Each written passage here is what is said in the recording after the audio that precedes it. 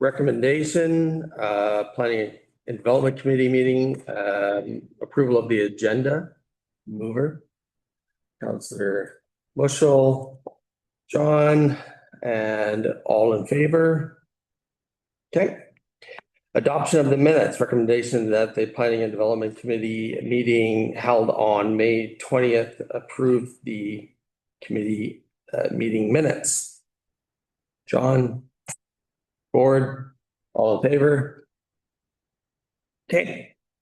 So we are at new business.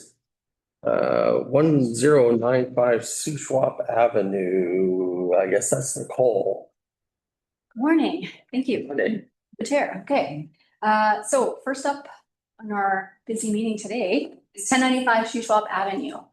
Okay, so I'm just going to do a quick summary because I know the applicants are in the room here as well.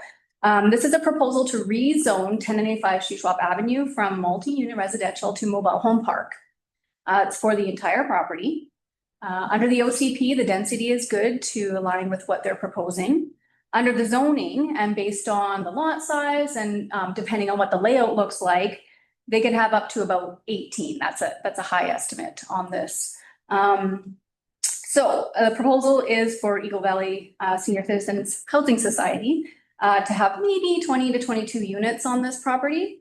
And so that is more than what the zoning would allow, but this rezoning just to go from MUR1 to mobile home park would allow them to start exploring this project. I wanted to make a note on finance because when we created the application summary, we've had a ton of conversation with the applicant since. We just wanted to get it on the PDC agenda and then hopefully for next week's council meeting. So for a note on finance, I'm just going to pull from here. I know that's an important piece. So 1095 Shuswap Avenue currently receives a permissive tax exemption under the community charter, of course, and it does not pay property taxes. But with this proposal, the modular homes would be individually owned and would therefore not receive a permissive tax exemption on their improvement value. So we've let the applicant know that, and maybe they have some further thoughts on that. They would still be eligible for a permissive tax exemption on the land value. So simple rezoning from MUR1 to MHP1, but I got, of course, a big decision for the town center 4. Okay. Thank you very much. Questions, comments? We want to hear from the applicants? Okay.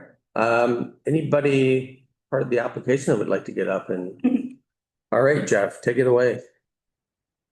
You're a well-known figure. We all know who you are. Well, sure. Yes, well, because we have what's left of the Havenwood property, as you can see in that photograph, it needs to be removed. We thought we might have funding to remove it, but that never happened. So we have to come up with a creative way to fund us. Because the works have linoleum and it's asbestos. So I'm trying to work around WCB, but that's not very well. So anyway, the object of this is to raise some funding to do that, leave a little bit of money left in the kitty, but to create a income for the society. Something that gets lacking in. And also the BC Housing Fund is base 72. So I don't know how to fund it. So here's the nature of assets for funding repairs that are needed in the manner. And so we have to create some sort of revenue stream here needs they have. So the idea of this is a 49 piece. So the pad rental is going to be currently will be $400 a month. And so that generates about $96,000 a year for the society. With no or very low cost of the same 2 quotes. So I did send something late this morning to June. I don't know what it's actually available. that is that's got 22 units on it, but it's likely it's gonna be 20. The reason for that sort of layout, I haven't got a civil engineer yet, but common sense says there's a water line runs through to 2 fire hydrants. So we would leave that, that's the walkway that runs in the middle of the property, not horizontally, vertically. And then from there, we've got all the services to the units from there, so. So this is the updated layout versus the one we had in our package? Yes, Okay, so sorry, did you say 20 or 22? there's 22 on that drawing. 22. But we did 20. Okay, It just, when I'm not that guy, so well, yeah, you just what you get, okay? Go see a civil engineer, we have to get some pricing on it. We're not 100% there yet, but without knowing that I have the rezoning. Initially, I started talking about park models, so I talked to Kyler Holmes, I talked to a couple other builders. And the price of them units is a good deal for the society, so. It's if it's viable, we'd like to proceed with it, but I didn't want to go very far down the road without knowing that I could get the property rezoned. Our next steps will be, once the rezoning is done, to submit a development permit and start the process. thanks. Questions for staff or the proponent? Go ahead, Councillor Bushel. Yeah, through the chair, just for staff, what's the procedure for housing, being it's housing? It's a fairly significant downgrade from multifamily to mobile home park. What would it have to go to the public, or is it, just going to council for a rezone?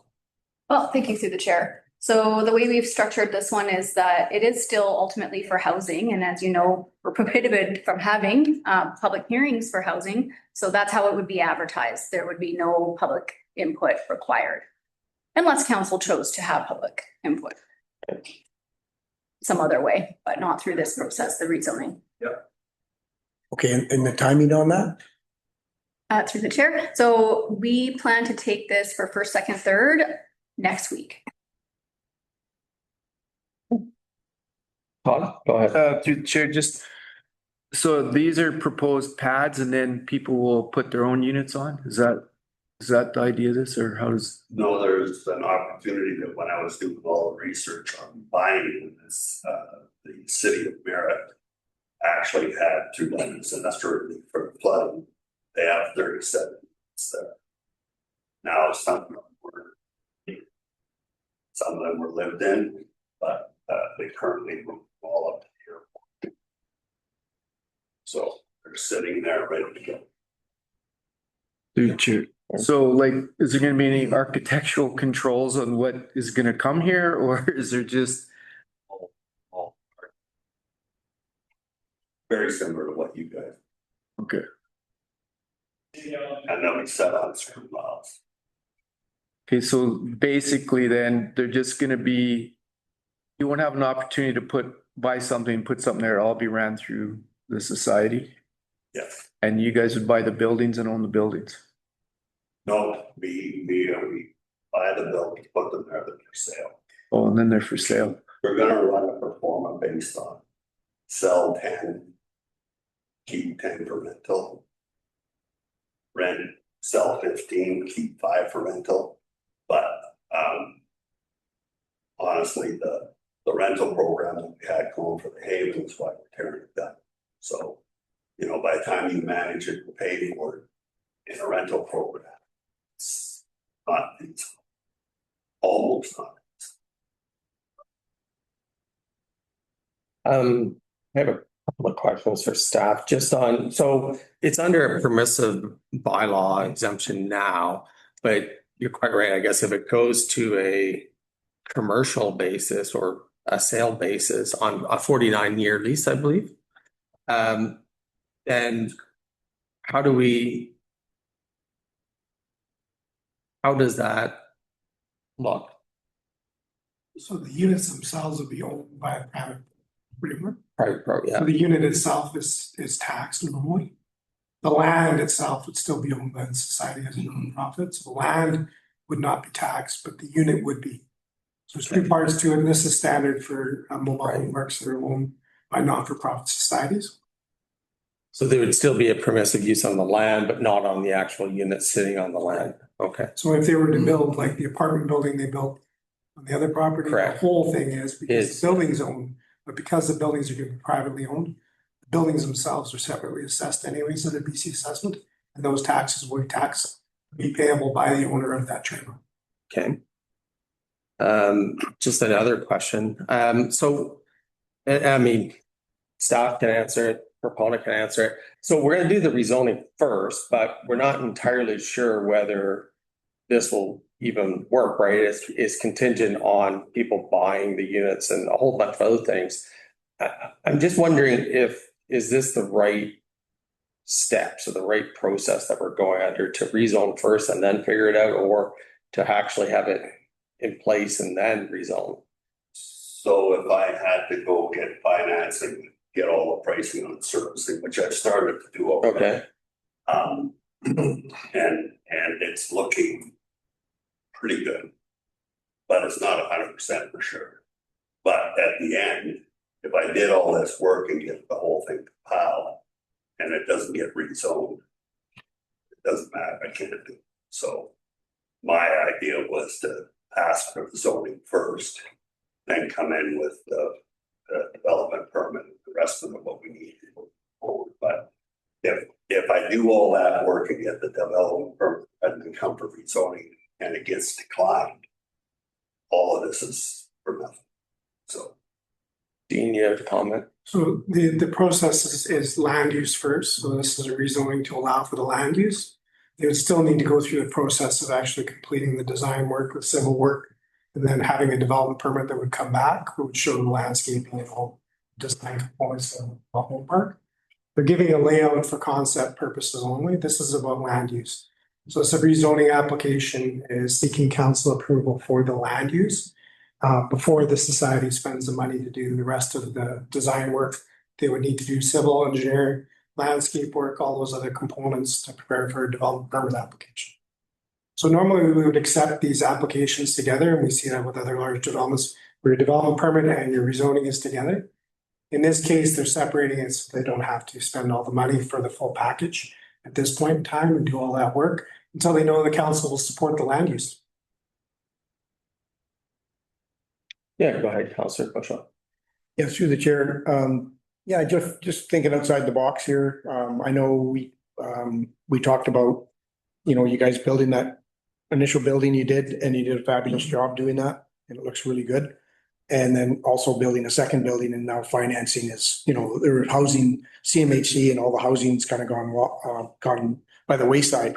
But kind of thinking outside the box, is there any way, the municipality could get involved with municipal financing or the credit union, partnership with the credit union in the district to come up with a financing package for the same building to go in there? Have you ever thought about that maybe? that's a $13 million package. So yeah, if you find the money, we'll do it. But would you prefer to do that? That was the intention, and in that BC Housing would have taken down the Haven. That was part of the whole submission. But when they are not doing it, then we went back to them to ask for funding, and they said, no, there's no funding in housing, so there's no funding, period. Anyway, I know that Kearney has his 3.6 billion, but the province of BC has to match it. They haven't got any money on that shelf, but pull the money off the other shelf. Our consultants that we hired, one of them actually worked for BC Housing, and he suggested that it's 10 years before BC Housing will come up with any money for anything. They have to do a major overhaul. So Yeah, go ahead. Okay, did one other question. What's your wait list right now for either this or a second building? Do you have a wait list? You can talk about our wheels. Ballpark. So our wait list is long, but most of them are deep subsidy. So in the building that we built, on the model that it was built on.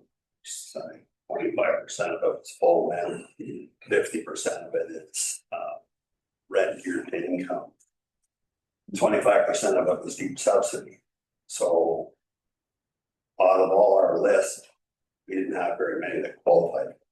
In fact, they had to allow 2 of the rent geared to income and 2 of the full rent. Rent geared to income to be deep subsidies. Because that's what. Yeah, John, go ahead. So are all these units designated for seniors only type idea at this point? 55 plus. So it's gotta stay within our mandate. Yeah. Similar rules to which Yeah. you had for the new bill. Okay. That's not gonna be young family can't buy it. And except that for them to go into this park, they have to buy the unit Yeah. on a 49-year lease. Yes.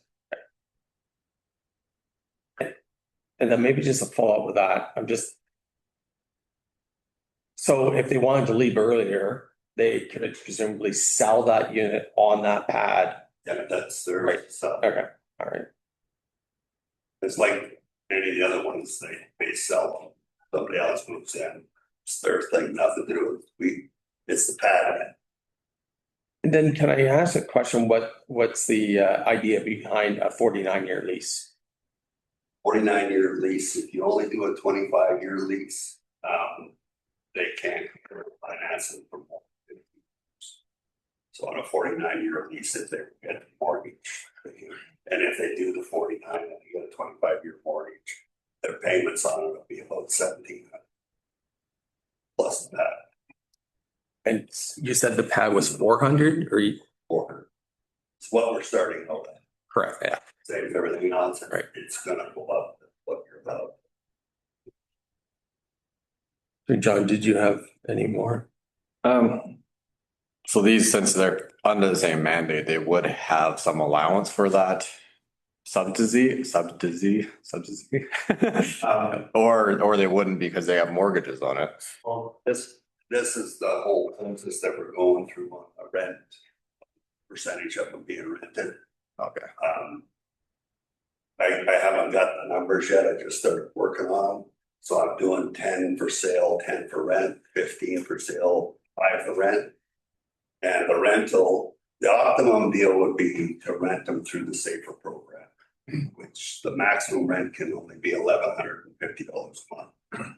So I have to figure out what I gotta carry to have that SAFER program qualify. And then maybe some of our deep subsidies could move into it. But I can't do the whole thing because I got a $650,000 nut I gotta clear off on taking down Haven. Go ahead, Gordon. Yeah, through the chair. So it's a 49-year lease. So what kind of control could you have? Like if somebody moved in, they purchased one of these units from Merit, they moved in, they were there for 2 years. Not purchased. That's good. That was the condition. You like that. You Okay. can't go there and buy one. So you purchased them as I a, haven't purchased it. yeah, but you got a hold on them, you make the deal, you get 20 here, 20 of them here, and you find buyers for them all. And then after a few years, things go sideways with maybe a mortgage payment or somebody wants to pull his trailer that he purchased off his lot. And what controls do you have for the new one coming in? We haven't got that far. Yeah, okay. They're all things that we're looking Yeah. at, like, you gotta be 55. That can only be 25. This is in the future. I'm not gonna do the legwork on coming up with what your contract is gonna be for purchasing. Okay. Till I get to the point where I know I can actually do this. Yeah. Go ahead, Dean. For clarification, like any mobile home park, it'll have a set of rules. They're part of the lease agreements. They'll outline the age of the units, the type of units, and the approvals for the type of unit that's being installed. It's all laid out similar to what you would do in a strata. It's not a strata, but similar to what you have in a strata. There's rules that outline what can be done, what can't be done. Can't paint your unit bright pink if you decide to like bright pink. Those are kind of the things that are set up in the mobile home rules. The park will have rules. That is a little ways down the road for establishment. We would expect to see what those would be when we get to DP. What are going to be the controls that are going to be to ensure the landscaping and all the park maintains the appearance that's being provided to council at that point.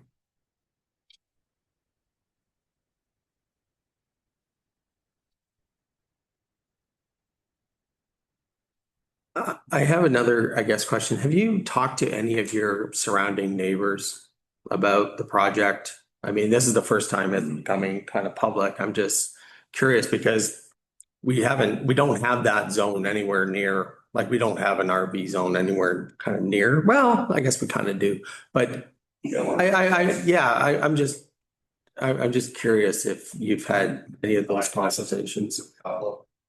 Disclose the names, but You don't have to. Good idea, mostly because they support the society and understand that.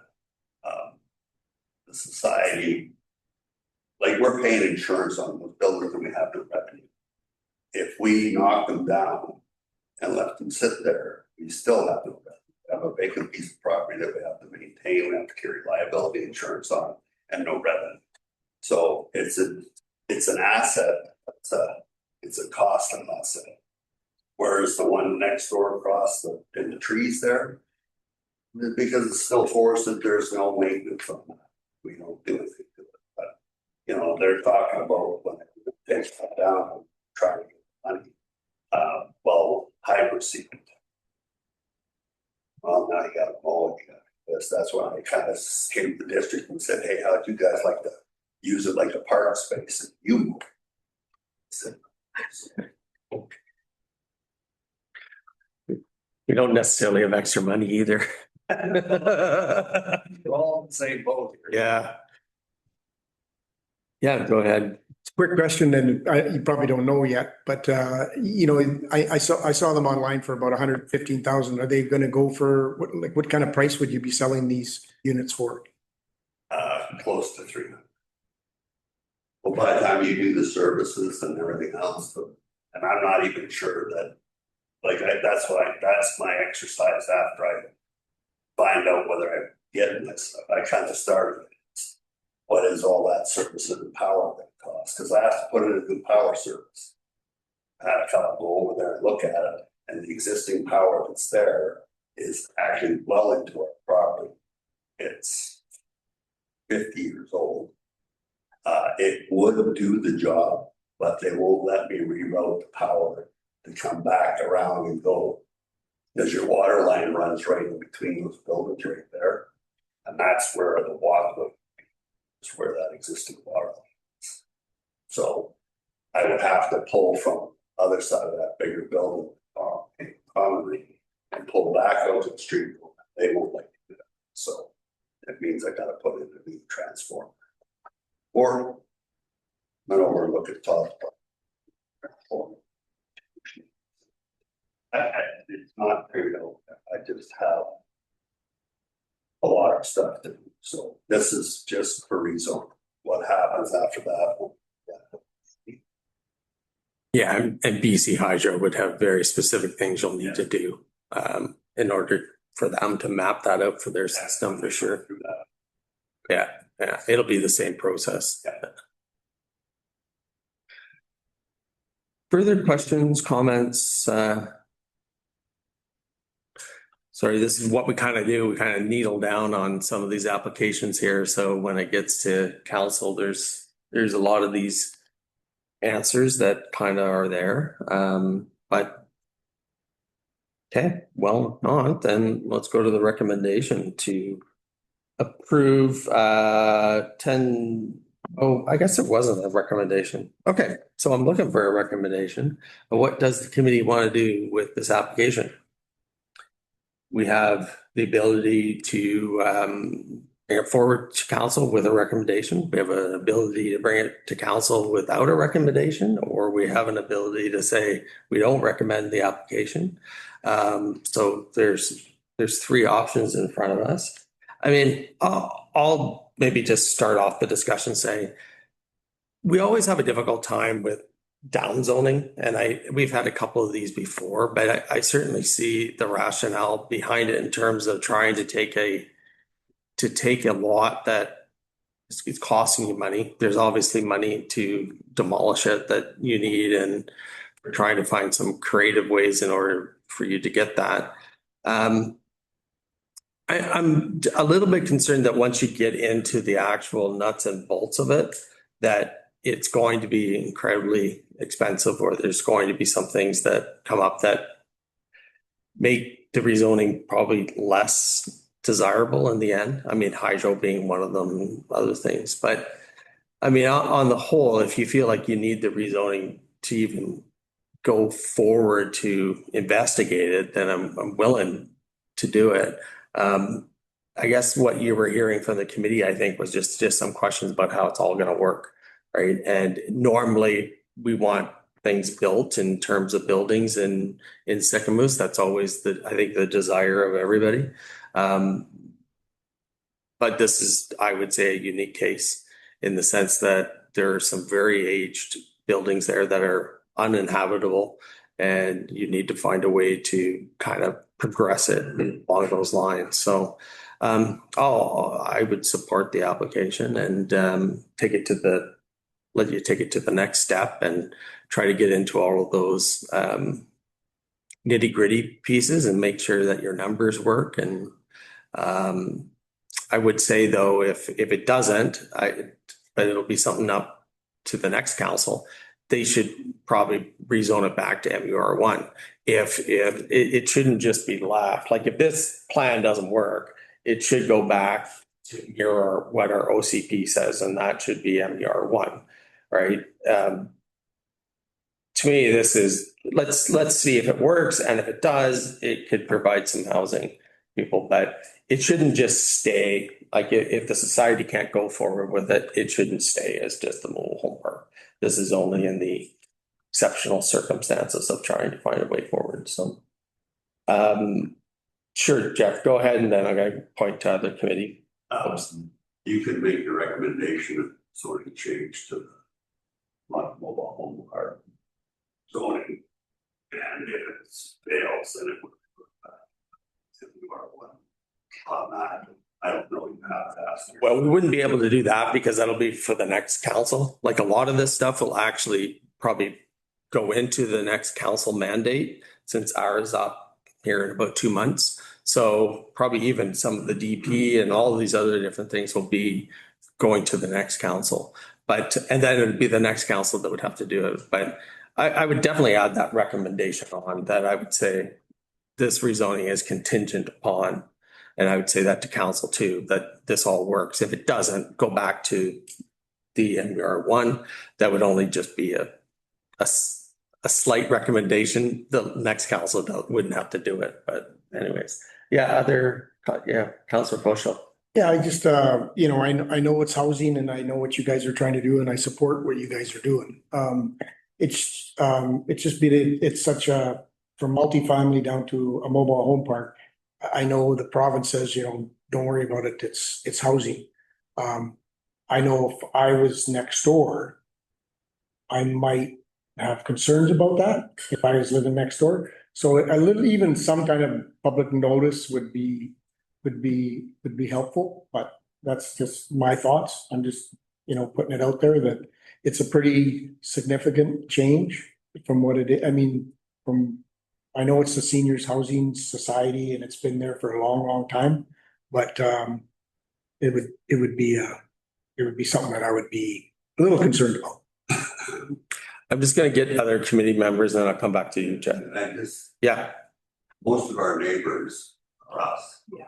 Yeah, that's good. I mean, it's us on all sides except for one house. And that's the development across the street, which I've always thought.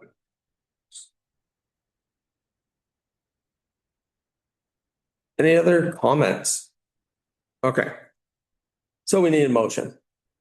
I'll make a motion to that the committee supports this recommendation, this project for council.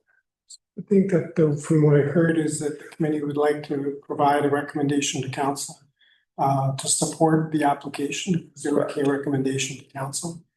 That would be your motion. Yeah, I think the only thing I would add to that would just be if the project doesn't go forward, the committee would recommend it going back to NER one. Is that kind of just 1 second, is that kind of the feeling? Yep. Okay, so I just like that. Yeah, that's fine. And what you would say is that you're making this recommendation, and then the second sentence would be, and that the developer or the property owner be advised that it's recommended the council rezone it in the future back to MUR one if the project does not proceed, because you're not permitted to presuppose No. future council's decision making. I would say it's a Yeah. slight It's recommendation. a notation. Obviously, they don't have to do it.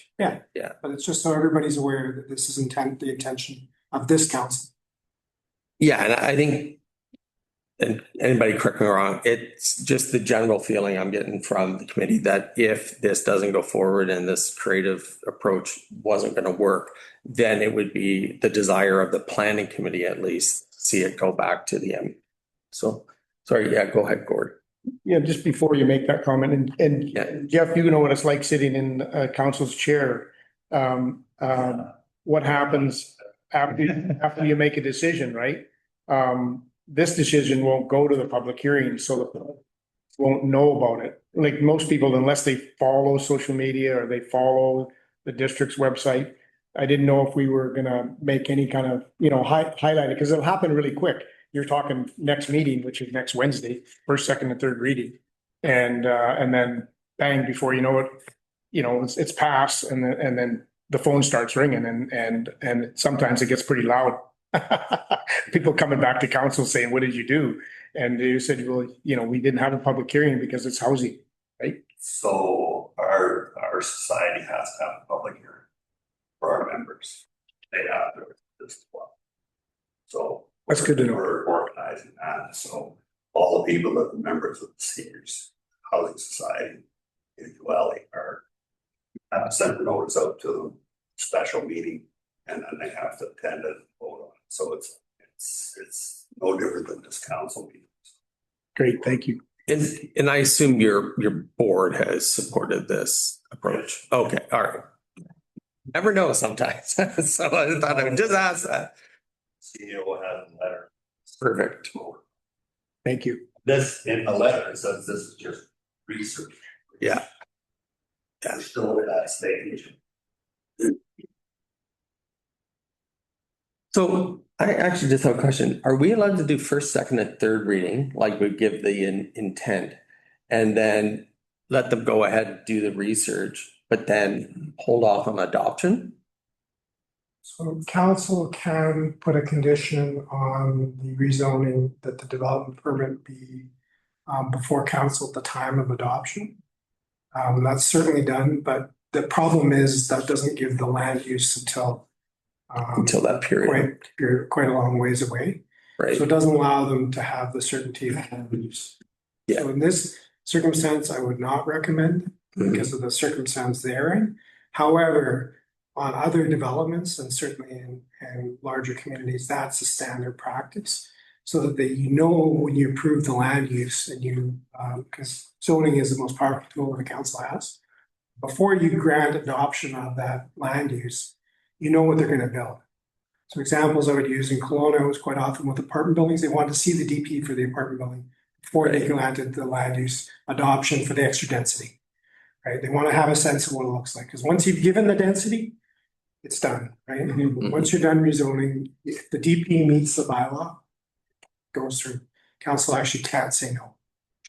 So in this particular circumstance, I wouldn't recommend it simply because of the circumstance, but as a standard practice, that's why you commonly see these applications all come together, because the development committee has the expectation, the council, when they approve the zoning, is going to know what's going to be built. Well, and the reason I ask that is because a lot of times when we deal with these things at committee or at council, everybody always says, hey, they approved this development and it's going to happen, right? But a lot of times it's not a straight line. It doesn't necessarily happen. And then it comes back on the council saying, oh, see, they approved another development and it failed, right? And I mean, there's a lot of misconceptions about how development works and how there's so many different moving parts to it to take it from this concept stage to the final stage. So that's why I was asking, because it's one of the things that perplexes me all the time that on this committee is that just because we said, okay, you can go forward, doesn't mean it actually gets done in the end. And there's a bit of a road here in front of the proponents as well, and there could be a lot of different things. So I don't want people to think that just because we're recommending it, it's going and call a society and ask to buy a trailer tomorrow, because there's a few other things that have to happen. So, okay. So did you want to read back that? Motion would be that the committee supports the application. Recommendation to council to support the subject application. With the notation that if the project does not proceed, council should consider rezoning the property back to MUR1. Do we have a mover for that? I'll move it. Do we have a seconder? Todd? Any further discussion? Okay, all in favor? Any opposed? None. So recommendation is for council to approve with the notation that if it doesn't go forward, it should be considered back to MBR1. Okay. All right. Okay, moving on to Sycamus Creek Frontage Road. Nicole, take it away. Sure. So it's just pulling up a map of the property. Yeah. Okay, so we're talking about 01 Sycamus Creek Frontage Road, which is a rezoning application, a phased Bearland Strata residential subdivision. The property here is actually hooked across the highway. If you click on that, June, and show the full scope. So on the east side of the highway is that undeveloped mountainside. And then on the west side is where that old foundation is sitting. So the proposal actually also includes the 13 lots just north that are, have already been created there under fee simple. Okay, so this rezoning is needed to support subdivision. And just to talk a little bit about the subdivision and the purpose of the rezoning, we'd have to first, for this proposal, unhook the property from the east side and the west side of the highway. So separate them. No development proposed for the east side. And then following that subdivision, the west side parcel is proposed to be consolidated with the 13 existing fee simple lots. And then that would create one big parcel to be further subdivided into a phased Bearland Strata. And so those 13 lots would essentially be fee simple to bare land. So no changes there on the ground. You would probably never know. But on a plan, it would be different. And then for the foundation lot, it's proposed to be subdivided into 32 phased Bearland Strata lots at this point in this site plan that we have now. And so that would result in a total of 45 Bearland Strata lots with the potential of up to 60 dwelling units. So the proposal is the property is zoned C4 tourist accommodation right now. And the proposal is to go to R5 resort residential. We talked about a bunch of different zones with the developer, and the developer's engineer is on the line. Just talking about which zone would be most appropriate for this development, because it has a mix of single family dwelling and multi-unit dwellings. And we felt like R5 would have the least amount of variances to it to be able to facilitate what they're looking to do. So there are a couple site-specific regulations that come with this rezoning. So in order to subdivide, you need to meet the minimum parcel size required under the zoning. And for R5, I believe it was 180 meters squared, and they're looking for as low as 90 meters squared. That's pretty tiny, but we do have their development plans here up on the screen, and it might not be as low as 90, but that's what we're suggesting. Then that would facilitate the subdivision to be able to create those tiny lots. And then the other site-specific regulation would be a reduction in the minimum parcel frontage. So where these strata lots would touch their internal strata road would be reduced down to about 6 meters. So those are the two things that they would need in order to facilitate creating the strata. But we've been talking with the developer quite a bit, and there's some other options for them as well.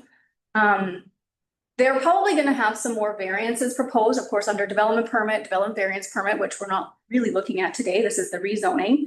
But high level, like minimum or maximum parcel coverage, setbacks, landscape buffer, some of the things that we've been seeing in quite a few of these developments would all probably need some consideration in the future.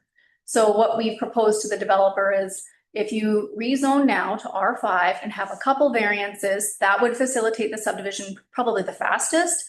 But if they are uncertain about whether those variances would be approved by this council or next council, wherever we're sitting, they might want to include that in the rezoning as well. But then we would have a pretty long site-specific regulation. So there's some options that we proposed. But right now, I think just kind of in the developer's hands, and we're willing to work with either of those options. But ultimately, the rezoning would be from the C4 to R5. And you said the developer is online? The developer's engineer, yes. And June, you might have to make them a panel member if you guys would like. Yeah, Yeah. I think so. Yeah. Unless the committee feels otherwise, no?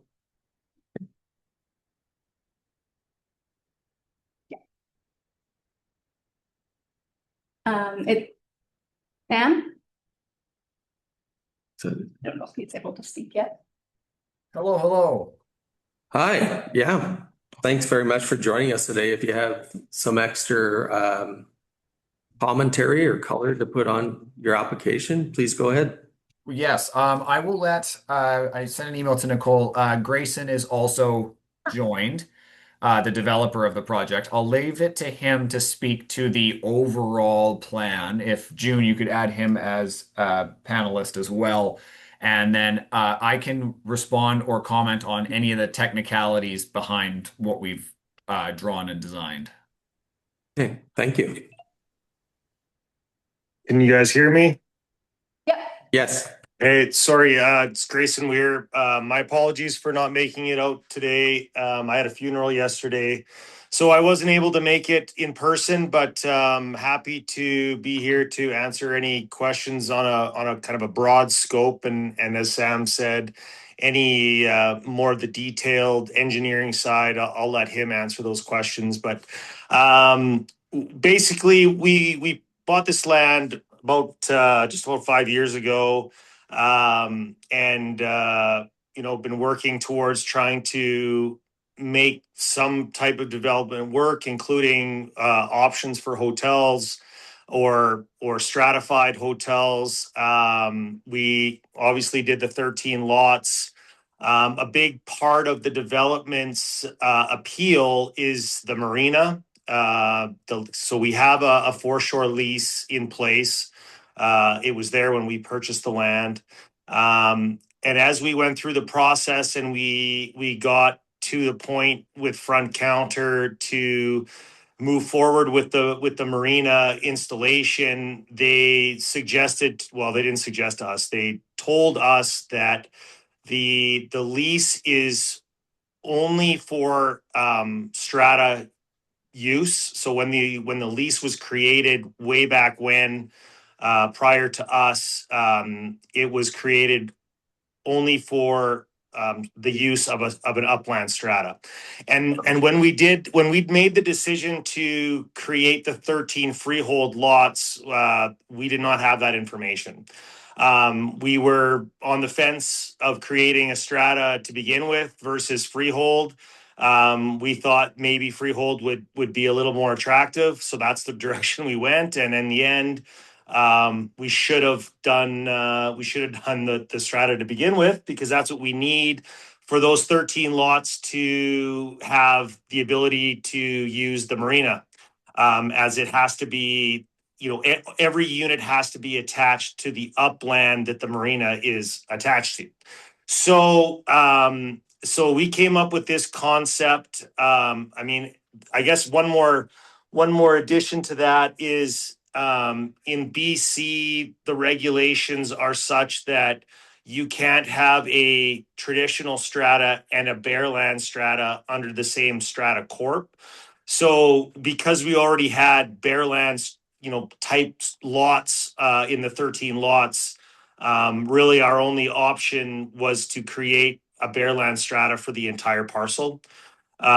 So this is the concept that we've come up with. We've done some preliminary numbers on construction budget to do this concept of 32 units. I will just add that it could end up being 30 units. It could end up being 33 or 4.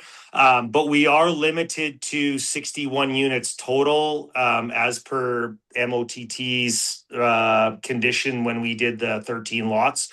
So that's our maximum number. And we feel like 32 looks pretty good the way it's laid out. So this is the direction that we've decided to approach.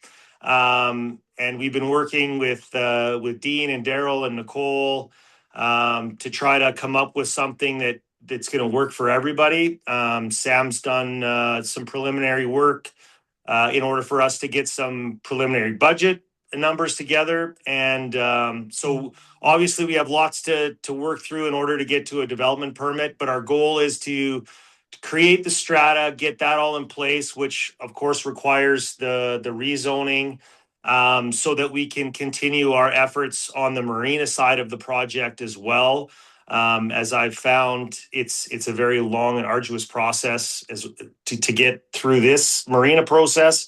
So our hopes is get this step 1 done, create the Strata Corporation, and keep the marina moving forward process, and then if everything works out as we hope, we could break ground as early as spring of 2027 on this south of Wiseman Creek phase. Now, this would be a multi-phased project on the south. So phase 1 would be complete, and we would probably make each building unit another phase so that we can build 1 unit at a time, 1 unit being a duplex or a triplex. There's 1 triplex in this conceptual plan.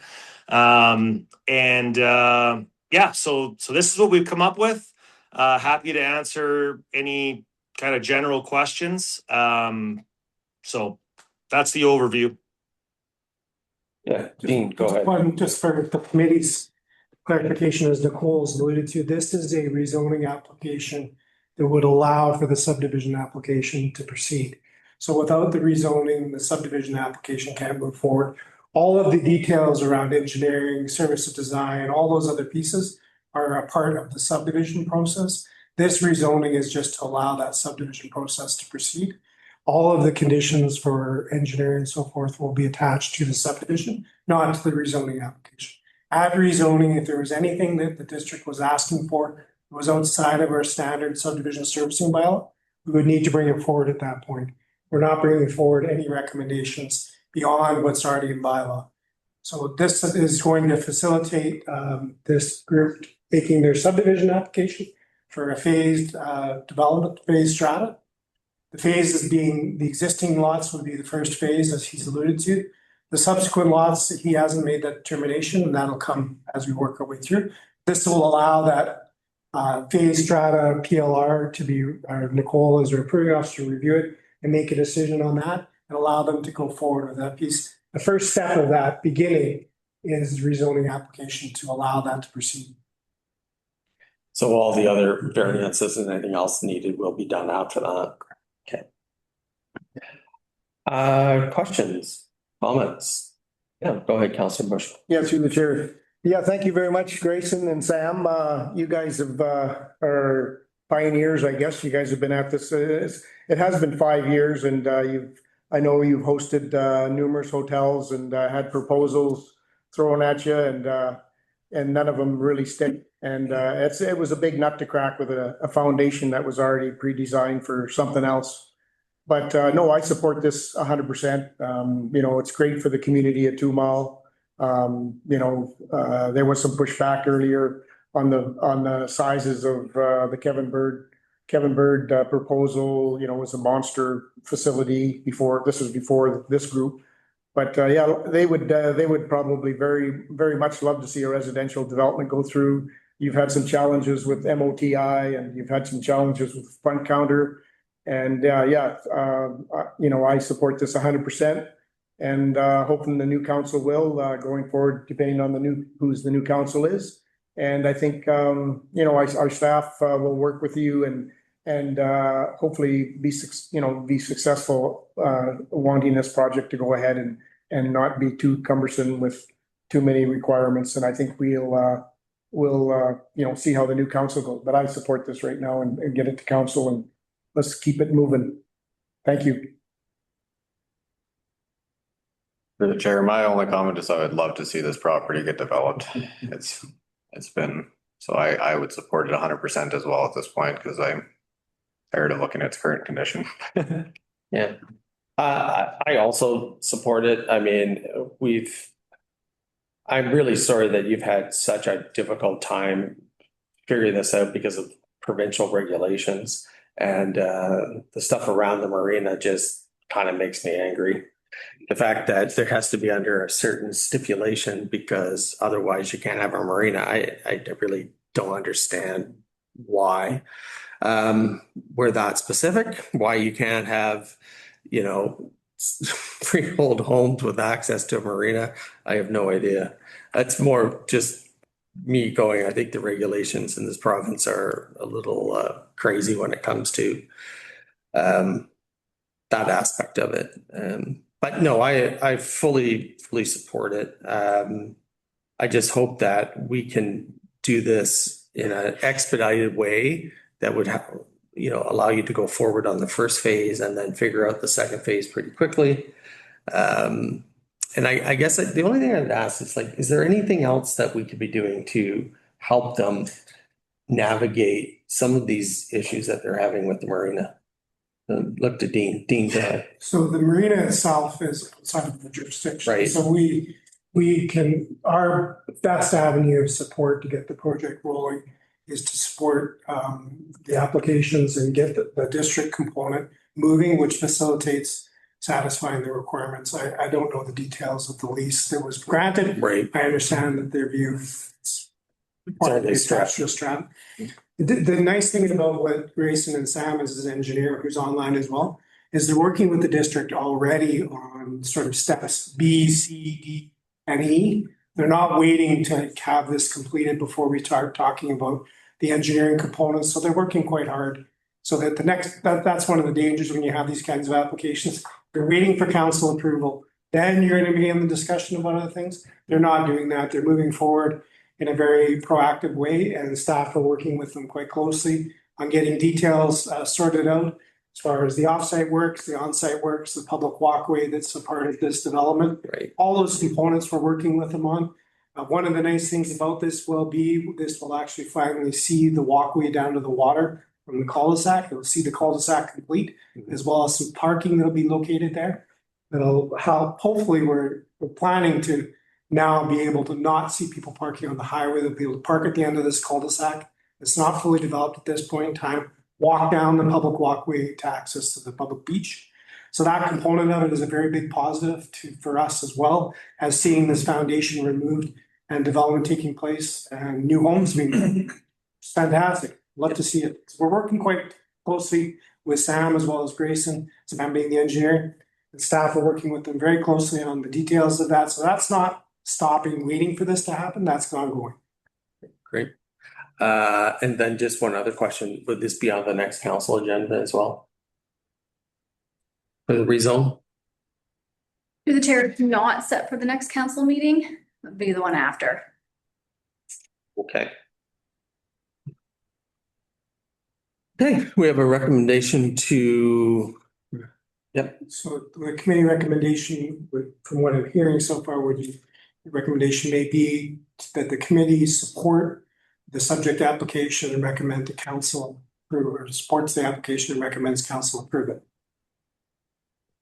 Did you make your recommendation? I'll make that. Okay. Gordon, seconded by John. Any further discussion? The only thing I would have is just a discussion. I don't want to put staff on the spot here, but I guess I will. Is if we could have this at the next, possible at the next council meeting, so then you have the developer would have some clarity immediately. Well, through the chair, and this was for the last application as well, we still, like, this is for housing, but we still have to advertise that we're not going to have a public hearing, and that hasn't happened for this development. So we'd have to go through that advertisement unless there's Fair enough. a meeting called between now and the next meeting. Right, I understand what you're saying. Okay. These are statutory limitations. Yeah. It's not just that we don't have the report ready. This is a statutory component. Okay. All right, all those in favor of the recommendation? Okay, that passes unanimously. Thanks very much, guys. Yeah, thank you. Okay, going on. This item number C, 100 Old Town Road. Take it away, Nicole. Okay, thank you, through the chair. Juno, pull up the map again. What the development application say? Good, yeah. Great. Yeah, it is good. So, and we're excited about this one as well. This is an application to develop phase 3 of the Old Town Bay Phase Development Agreement. Yes, we've had to pick that up and take a read through it again and see where we're at. So the property is 100 Old Town Road, and if you're not familiar, you drive down Old Town Road and then there's a gate. Beyond that, there's road dedicated to a cul-de-sac, and so this property is right at the very end of that. So we're looking at, maybe you could go back to the drawing of the proposal. This would be, I don't know how far back you want me to go, but phase 1 of the phase development agreement created 6 lots to be further developed. And so this application is to develop lot 1, which was created in phase 1 of the phase development agreement. Lot 2 is set for development as well, just to the east of lot 1. Yes, but this is kind of what we have for a site plan right now. Still waiting for a few other things from the developer, but we're working with them. Okay, so this is a development permit application, so they're already zoned for this. They're also R5, so what 2 Mile is proposing to zone 2. They're also the R5 zone, so a mixed use, we'll call it. As part of the phase development agreement, because it's a lengthy document, we've gone through that. There's road improvements, geotech, archaeology, that's all in the agreement. But lots of that, again, will be dealt with at the subdivision stage. So the developer is going to apply for subdivision anything now. Yes, the developer is in the gallery today, Gary. But there are some other things too that would be addressed in the development permit, like the waterfront walkway. Maybe we'd have a couple, like a development variance permit in the future. So right now, we're kind of looking at the form and character of this development, and if we had any thoughts on that. I think I skipped how many lots were proposed or how many units were proposed on this one, but maybe Gary wants to speak to that if you'd like him to. Gary, do you want to?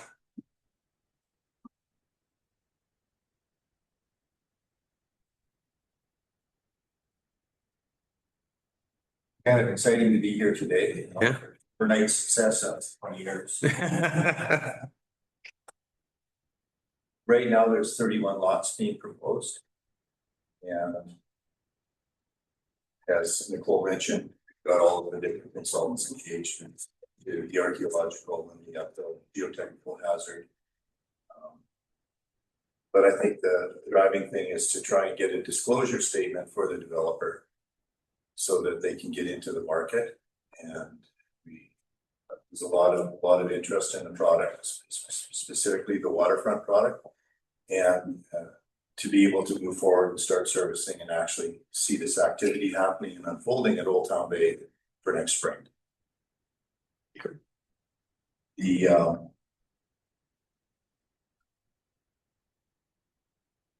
Lot 1, we've got a phase plan. Actually, I've had a hard time finding a lawyer that's available to do the strata part of it. So that's all now forward. So we'll have that all into Nicole here probably in the next week or so. But no, I'm just excited to be here.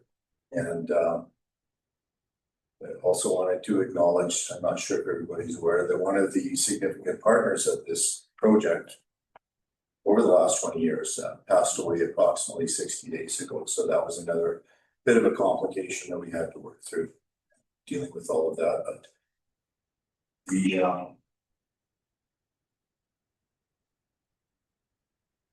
the archaeology we're using, Stan Tech, who's done all of the work. We specifically engaged them because the archaeological consultant that we're using is the one that was actually the one who reviewed everything for Old Town Bay as part of the BC archaeological branch. So she's got a very well established long-term relationship with the Splatson First Nation. So had a lot of communication with them as well.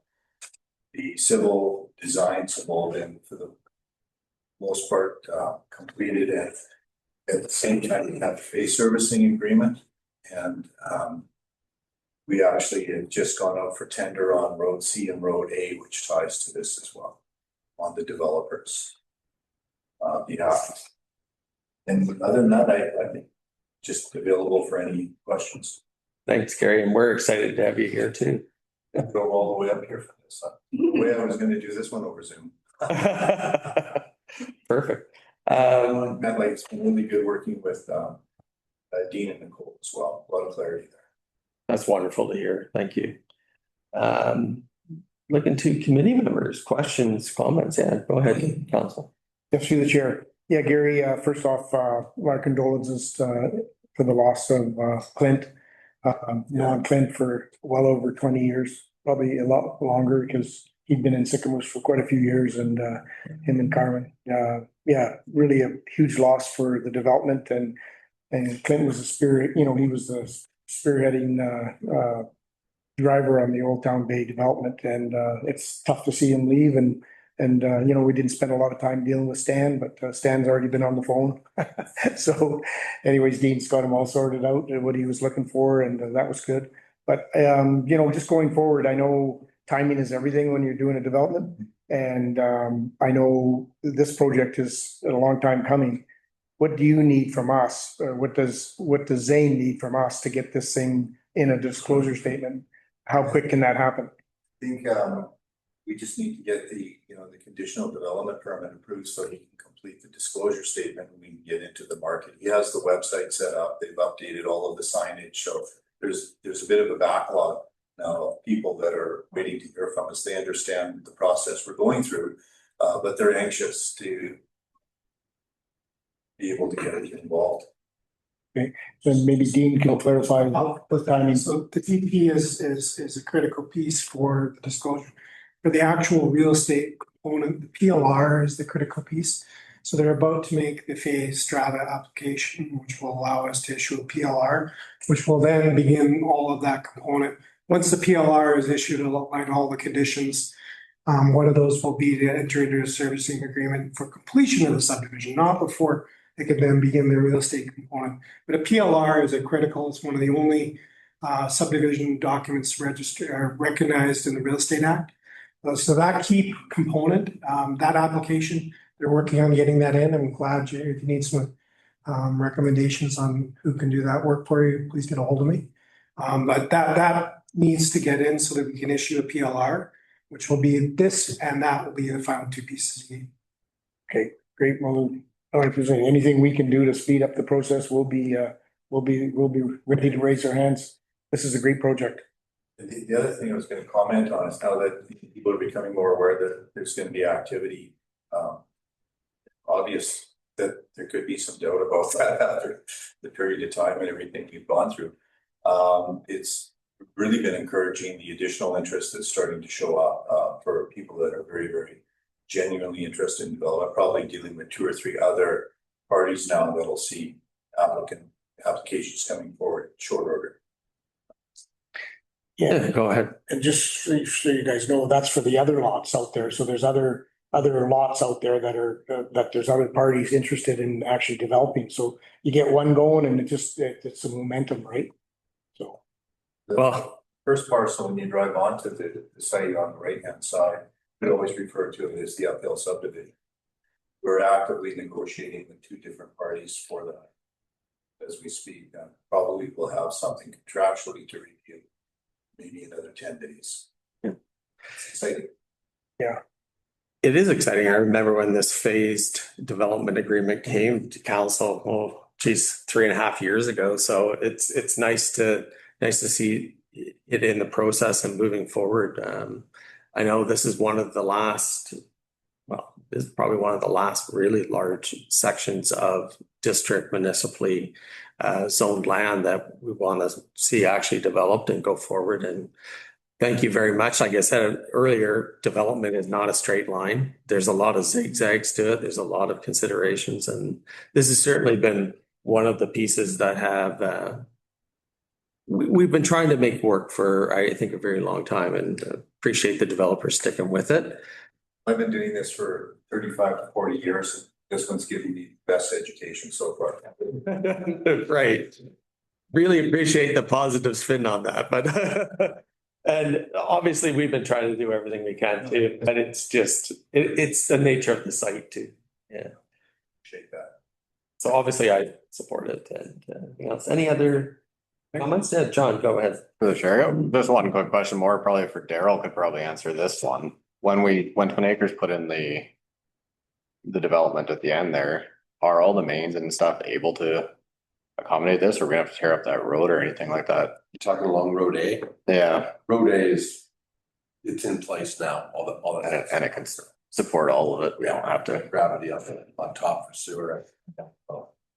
Yeah, it was just, my main concern was just Twin Acres is such an economic driver for the community. If we had to tear a bunch of that up during, I'm for the development. Don't worry that. I'm just concerned about hindering during like construction time wise, as long as our mains and everything are substantially big enough. Infrastructure's in place. With growth comes more stress on the system, right? So we have to look at the impacts those have as we bring them online. Yeah. Right, you have to look at, but for this phase, should be fine. These first two, everything's pretty much in place.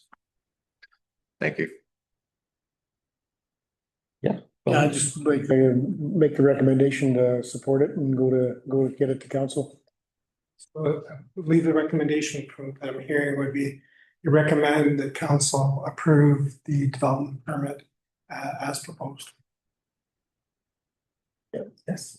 Yeah. Okay. Councilor Bushel, John seconds. Any further discussion? Seeing none, all approve? Okay, passes unanimously. Very. We'll see that at council at some point. Yeah. Okay. That one's scheduled. Pardon? Is that one scheduled? Come to council. When is, we have a big gap, August 26th. So it's the next council. Yeah. Perfect. Thank you. Great. That'll be a big meeting. Yes. Okay.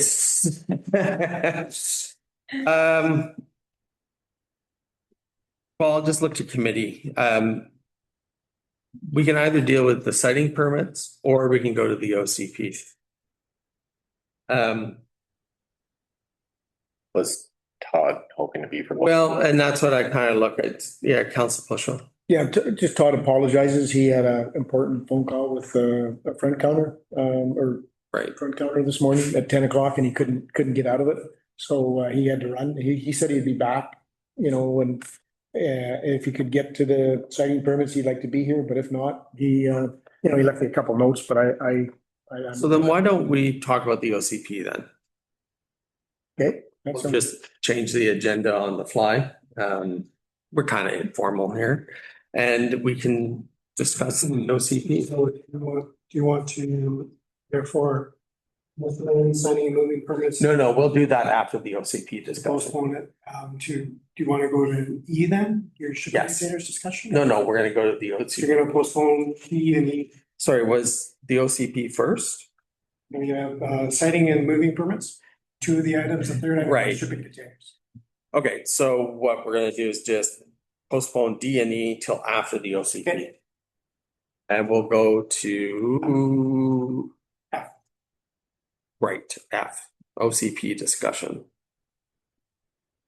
Do we have does staff want to make a comment on that, where we're at with it and? Take a comment for the committee. This went to council. Council felt there was further deliberation that should take place. It was consented out to the PDC for your comments on the draft OC.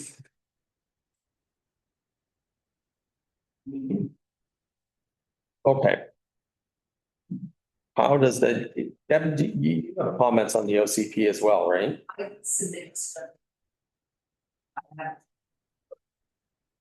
Okay, all right. Sorry, I didn't mean to put you on the spot, but I just wanted to make sure you were included if you wish. One of the things that's here that was requested is the correspondence. So the letters that have been received to date are part of your package. Those letters were included as part of the correspondence. It was intended to be brought forward with the bylaw. It was requested by council. They come forward earlier than that, so that's why it's with you today. So these emails and letters were received and were proposed to be incorporated with the bylaw when it comes forward for consideration as part of that formal bylaw process. It was requested to be brought forward to council immediately, so we're bringing that forward to PDC. Because originally this was going to go to a special council meeting, but that was rescheduled, canceled, and was requested that it come to PDC. You'll see the correspondence there, components, those different letters we received, as well as some of the responses that one particular one that I provided to about the request about agriculture on the highway corridor. Did you want to start it off, Councillor Bushel? Well, I did the same thing I did before, is I just went through the draft and I highlighted it, and I can give it to Nicole and she can go through it, and I've got, there's just minor stuff like, talks about the IR3 being on the channel. I kind of said it's on their lake and not on the channel. Things, just little things in there, population numbers, it talks about the CSRD population numbers, but it didn't really talk about Sycamoose's population numbers.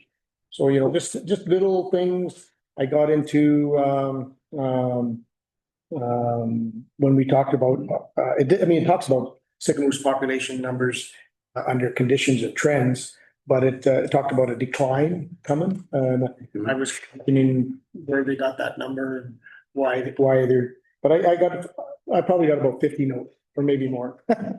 So I'll just give it to Nicole. So is it just minor Adjustments, yeah. minor adjustment? The items that I had concerns with, I wasn't sure how we're gonna do it, is I know in correspondence, thank Deb for her correspondence, are great. I see Pascal did some recreation stuff, that was really good stuff.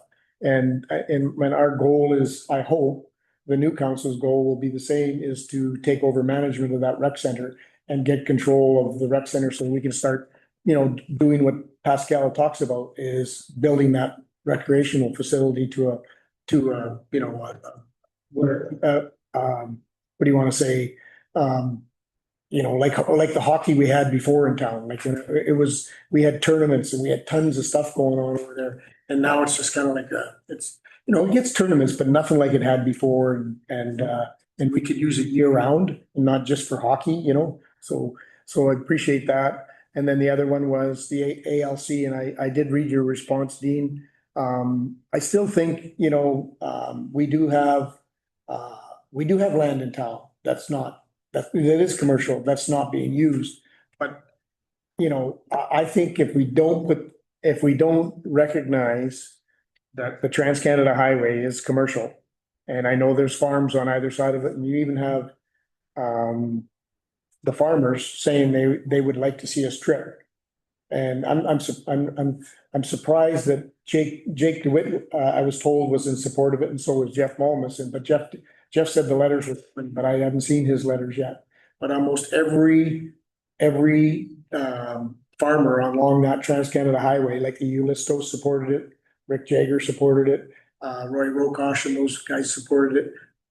They all support some commercial on either, doesn't have to be the whole acreage, but a strip of, so that we put that in the OCP, that I know it contravenes what the ALR says, but that's our vision. This is a vision document. And I think we should be able to say something like that in the OCP, that we support the ALR people, and we could even provide the letters of the ALR people. And when we send it to the ALR or the province for approval. So that's just my concern. One of the other ones was natural gas wasn't mentioned in here, and I did talk to the developer at High Mountain. And he said, yes, we want natural gas. Like, he would love to see natural gas come down the rail trail.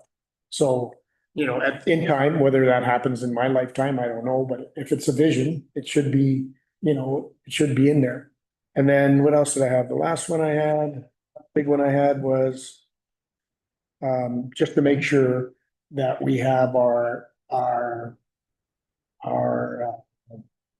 foreshore, our riparian area, we make sure we get that right, that we have some leeway to be able to do some stuff on the waterfront with our walkways and stuff like that. On both sides of the channel, not just on the west side, and not just on the east side, but on the west side as well, So that's it. Go ahead. Okay, so I put in my response to those letters. This particular OCP process is about housing, and we can't incorporate an ALR exclusion component to it at this point in time. There's a whole process that has to happen with the LC to do an exclusion. We can't change the land use designation of the ALR lands without having that provincial approval. It's covered under the LC, it's under the legislation. So our OCP would be rejected by the province.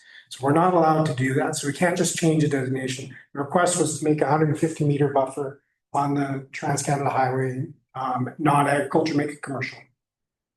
We can't just arbitrarily do that. So I explained that to them. There would have to be a planning process. What I did look through, and so I was trying to find what you kind of spoke to, Gord, is something that would sort of satisfy that maybe in the future we'll look at them. Yep. So my recommendation would be that we look to a policy within the attainable housing or the housing component. After that, we have growth management boundary. Yep. And so that would be under 4.1.2. We have a list of policies. One of those policies lists the district does not generally support ALR exclusion applications of the rural side of the boundary. If we actually add a policy there, so it wouldn't be a land use designation, it would be a policy that simply states that in the future, as commercial land inventories require it, that the district explore exclusion applications to the ELC. So we have heard from a number of property owners that are requesting this. We haven't heard from all of them. So there should be a public process to it. An ALC exclusion application is not an overnight thing. This is going to be a multi-year kind of process. And at this point, we don't have the data to demonstrate we have the land need. But I think a policy in this section would provide that what you're looking for was long-term future vision. Include a policy, it would be under item D. So number one, under policies, under growth management, would include 1D, which would be a policy that we would include that would say something similar to that. I haven't got exact wording for you, but we'll draft that. Does that seem to satisfy the request? Oh, yeah. Yeah, well, that's all we wanted to do, just say something. Well, the only thing I'd add to that, does it just have to be just commercial, or can it also be some residential in there as well? Because I think with the ALR, if you have some attainable housing component in it, it would allow for an easier extraction, not a guaranteed one, but that's certainly something that if I take a look at the whole runway of the highway, you put just commercial down there, that's a lot of commercial. I mean, I think we possibly have a commercial housing mix along there, but not just highway commercial zone, right? Because highway commercial zone could be even storage and things like that. But anyways, So the challenge is part of the argument we're making, or the applicants or the property owners are making, is that the corridor is such a high volume traffic corridor that it can't support agriculture. So it'd be very difficult to go there and go say, okay, yeah, we want to support agriculture, so make it commercial. And we want people there, we want to have housing on there. So it's kind of counterintuitive to the argument. So on the Trans-Canada Highway, if you go to Kamloops or places like that, you don't see major housing developments. And if they are, they have to put up large concrete walls to create sound barriers. So it's not conducive with housing directly. Hotel or other commercial occupancy may be an option. Commercial zoning would allow for that. Commercial zoning allows for a certain level of semi-residential anyways, if you look at apartment, condo, hotel kind of ideas.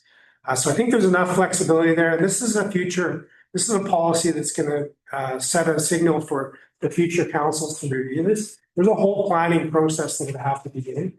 First part would be to reach out to all the impacted property owners and have a meeting to have a discussion about what their vision is for it. Because this doesn't only have ramifications for development of using land that's vacant, it also has ramifications for the individual taxpayer. So these people's taxes, if they go to commercial, are going to be significantly higher. And I don't know, I don't mind having more taxpayers in our community, and I don't mind property owners giving us more money as taxes, but I'm not sure that all of those owners are fully aware of the financial ramifications of what they're asking for. To have a third of their land become commercially zoned, it's going to have a significant taxation cost to them, even as bare land. Certainly different than agriculture. You're not going to be paying $6 an acre for it. That's when you go to commercial. So as some of our commercial property owners well know. So there's a whole discussion that should take place. So my recommendation at this point would be to receive those letters. I provided responses to them explaining, the complexities of it. Having this policy will signal that in the future, this is something the council should look at. So we would add that policy to the draft when it comes forward to council, if that's the committee's direction you'd like us to do. Okay, sure, Jeff, go ahead. We're kind of informal here today, so that's it. Yeah. I thought I had sent a letter, but I didn't send it here. Last time I come back and this, start. Sorry, I missed something. Oh, that's all right. We just started. I hear what you say. But in the official community plan, you're just saying that you would accept that without that being in the official community plan. I mean, you still have the process of going through the ALR to get it done because the district cannot just grant you ALR land being commercial. So there's still that. So as ALR land, my understanding is from sitting that side of the fence that you still have to make the application to change it to commercial. So it would remain farmland, but the official community plan is just suggesting that communities in favor would be highway commercial. Not that it will be, because you still have to go through that application process. So I'll let Dean go over the first part of his explanation so he can tell you why that's a problem in and of itself. So anyways, go ahead. So the official community plan is, yes, it's a district bylaw, but it's a bylaw that requires the province to approve it. So that bylaw, once council completes their review, we send the bylaw to Victoria and cabinet has to approve it. The ministries that are engaged are the Ministry of Transportation, Ministry of Agriculture, the ALC, all the agencies that have a stake in this one will be including Ministry of Environment as well, because we have repairing components. They will not support the application if you have land use designations don't align with their land use requirements. So it's it's the big brother telling the little brother or the child what to do. They're the parent, we're the child. So we can't have a land use designation that does not align with provincial rules. So we can't suddenly put a store in the middle of the lake without having the province's approval to have a store first. So same with the ALR land, we can't have a land use designation that approves land use that we don't already have provincial approval for. So it's a chicken and egg. You're right, we can have a policy that says the future councils will pursue this as the community's necessity requires it. And that's what I'm recommending. What you can't do is just redesignate the lands to commercial. The province will not approve that, so we were not allowed to do that. Because our OCP would get rejected and then we'd have to come back and deal with it again. So what would be your wording in the OCP in regards to this? So I'm recommending we have a policy under future growth. So this is the growth policy, and right now we have just a policy that says the district does not generally support ALR exclusion applications on the rural side of the community growth boundary. ALR exclusion applications will be considered by the district support on a case-by-case basis. We have that policy already. I'm suggesting we add a second policy, which would be item D, that specifically speaks to the Trans-Canada Highway Corridor, and future ALC applications would be supported if the community has demonstrated the growth requirement. And that's the key for the ALR ALC. You would have to demonstrate that the community requires the additional land use. And we'd have to do that study work, you know. Yeah, I understand. That work has to happen before we do that. Right now, with our commercial inventory, we would have trouble producing a report that would demonstrate we don't have enough commercial space. We have vacancies, we got other things, we have adequate land for today. This is a policy that's saying in the future, if we run out of space, we want to be able to go forward with an application of the ALC, and there's a process with that. And this is the policy that would support that process. Thank you. I mean, I've met with all the guys in the letter and we had this conversation and I totally agree with you. Because you support, you still got a whole lot of hoops to get done.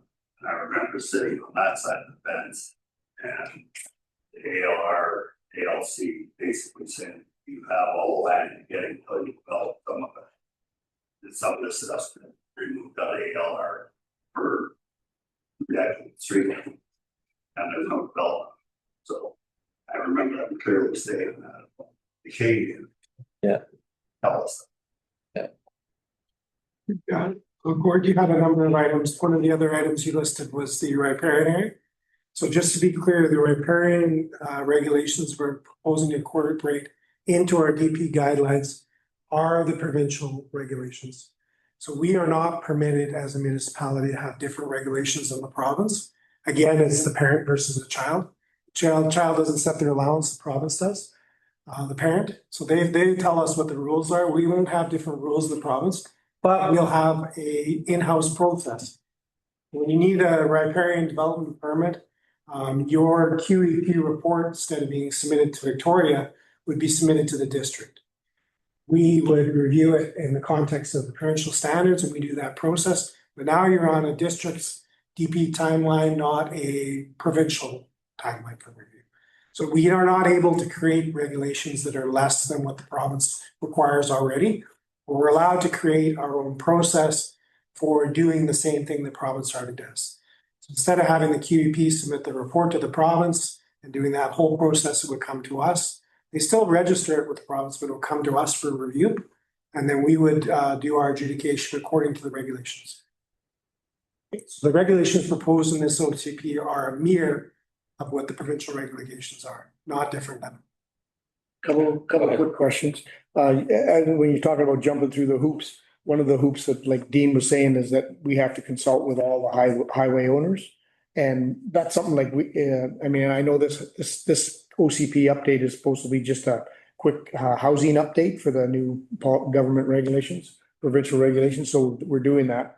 But one of the things we could do, like the next council could do over the winter, is have an ALC meeting with all the owners and just kind of have an information meeting and kind of get that pre-done for the next OCP, a next update, because they're talking OCPs are like done every 5 years or 10 years. Is it 5 years? You wouldn't have to wait for the next OCP update to do that. If the new council chooses this as one of their objectives and one of the goals they want to do, it would request that staff begin that process. We would seek budget for it.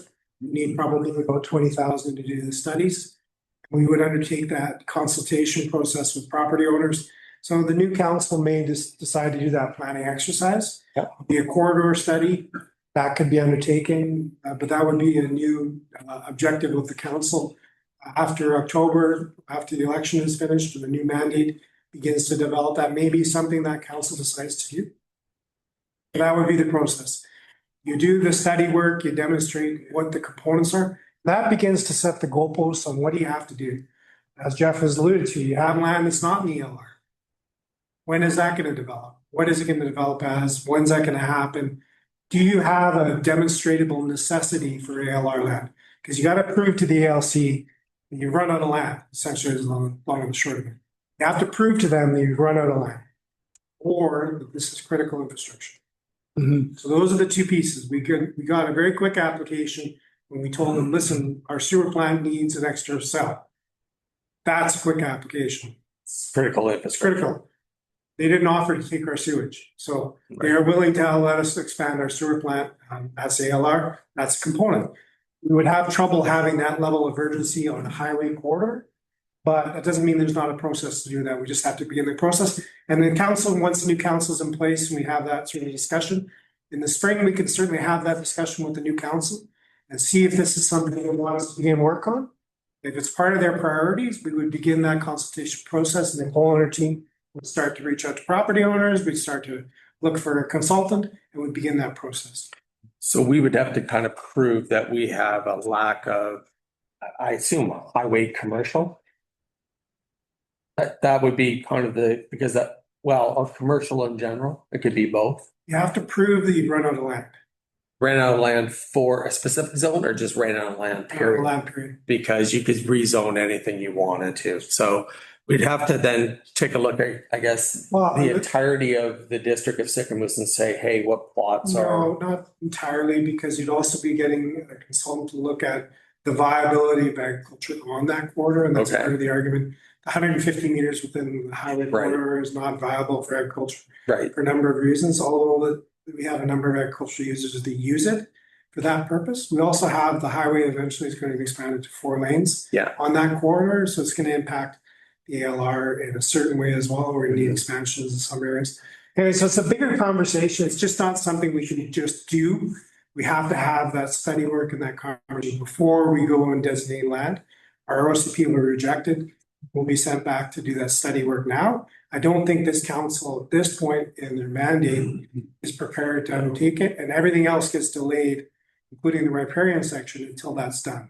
Right. So my recommendation to you is do a policy that we can do, and then the new council will establish whether they wish to go forward with a budget towards doing the study work. Okay, and then another quick one for Nicole and Dean, you guys, we'll get back onto the riparian area. Being the Sycamoose Narrows, and it's an actual, do we have to do anything for the federal government because it is a federal waterway? The Sycamoose Narrows is a federal waterway. Is there any policies that we have to adhere to? Is it just provincial? It's considered a navigable water. It's a waterway, it's designated. So it falls under the federal jurisdiction. That does not create a separate entity. It's still done through the province, but it's there. So things that are in the water are referred to them because they have a navigable component. Anything going over the channel. So the bridge had to go through. We talked about a pedestrian walkway that goes across the channel. Those pieces have to have that component to it, but it's not a separate agency we refer to in our OCP, other than to recognize it is a navigable channel. It's a designated navigable channel. So on the riparian piece though, and this was a request that we had come forward, is that we add a policy under section 6.5, which is marine and channel development, now that we're talking about riparian, under marine and channel development. And one of the policies should be support of the pursuit of a head lease from the province for the channel lands. So we have an application that's in with the province for a head lease for all the lands that are adjacent to the channel, or all the waterways adjacent to the channel. The recommendation was that we add a policy in support of our application. So that would be number 5 under policies in 6.5.2. We add that supports continuation of pursuit of a head lease from the province for the channel lands. Okay, perfect. You guys support that, please. I'll add that policy as well. Sure, go ahead, Jeff. Welcome back to this side of the fence.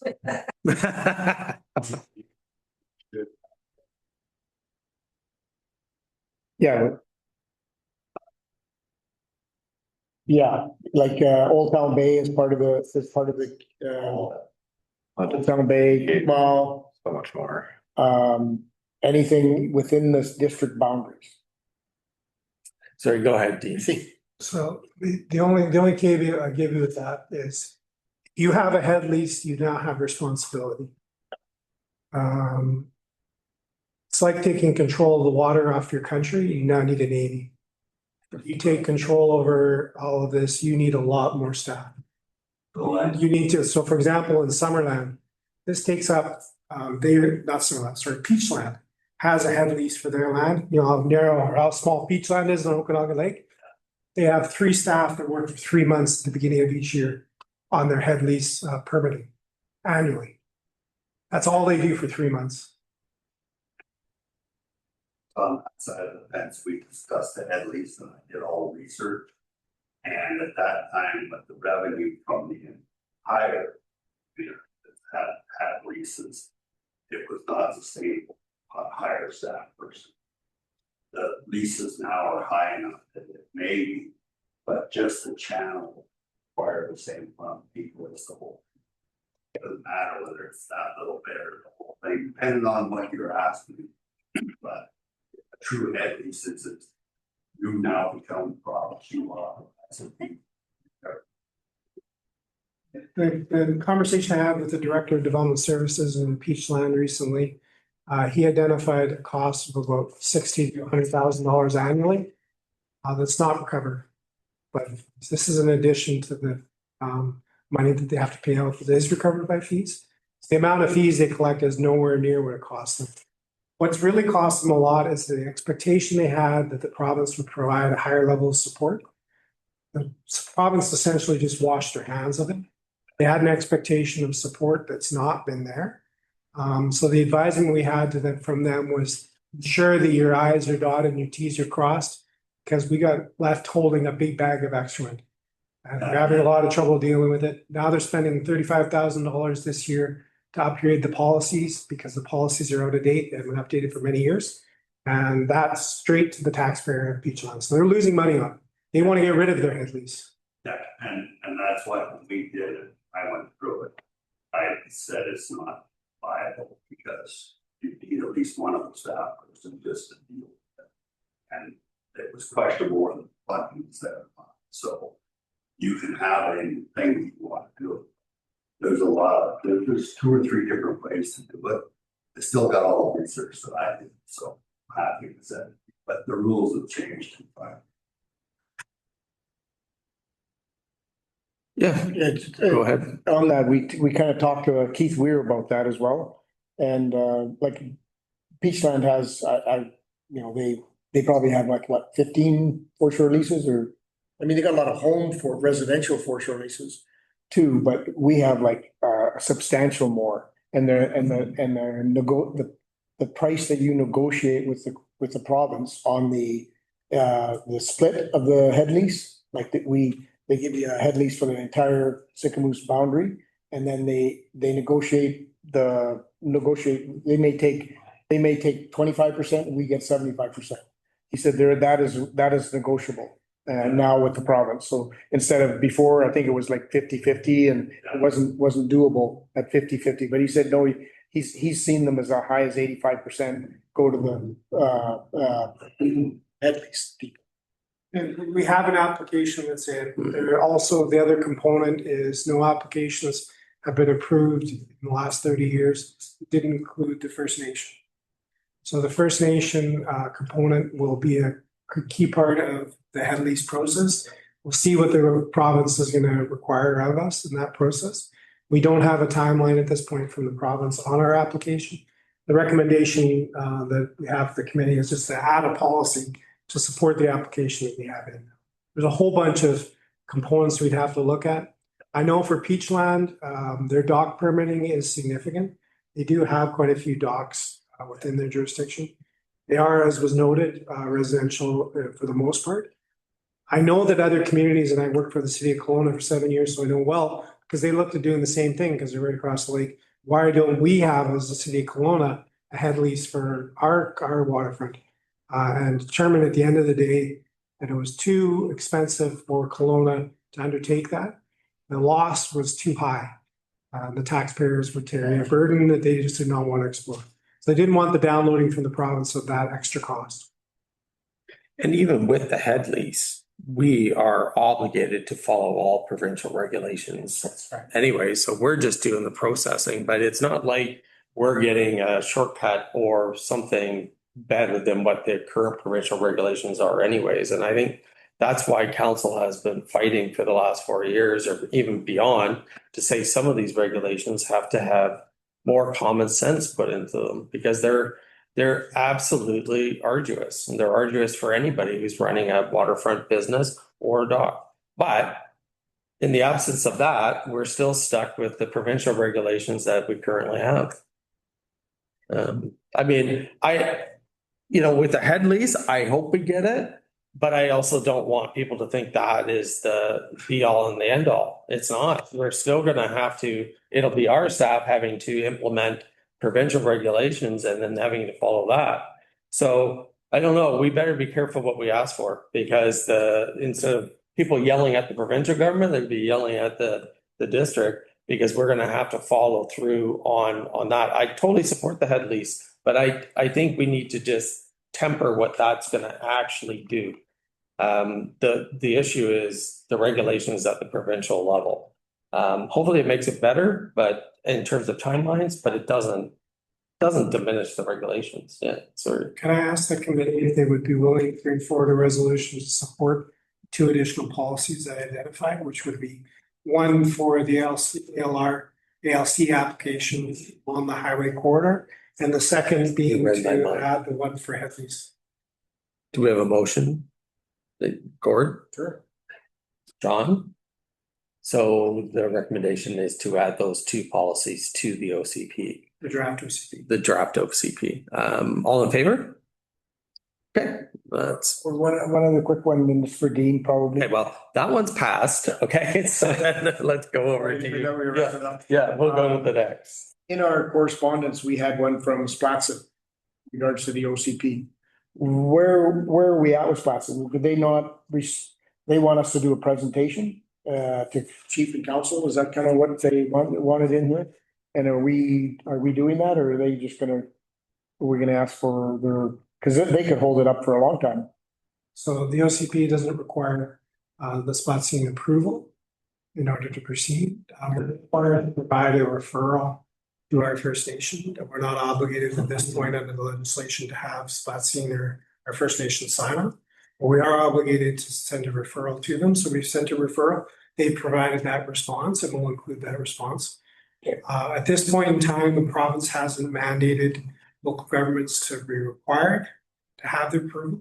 If they did, that would be complex for a lot of communities. I was with the city of Revelstoke when we did their OCP update in 2014.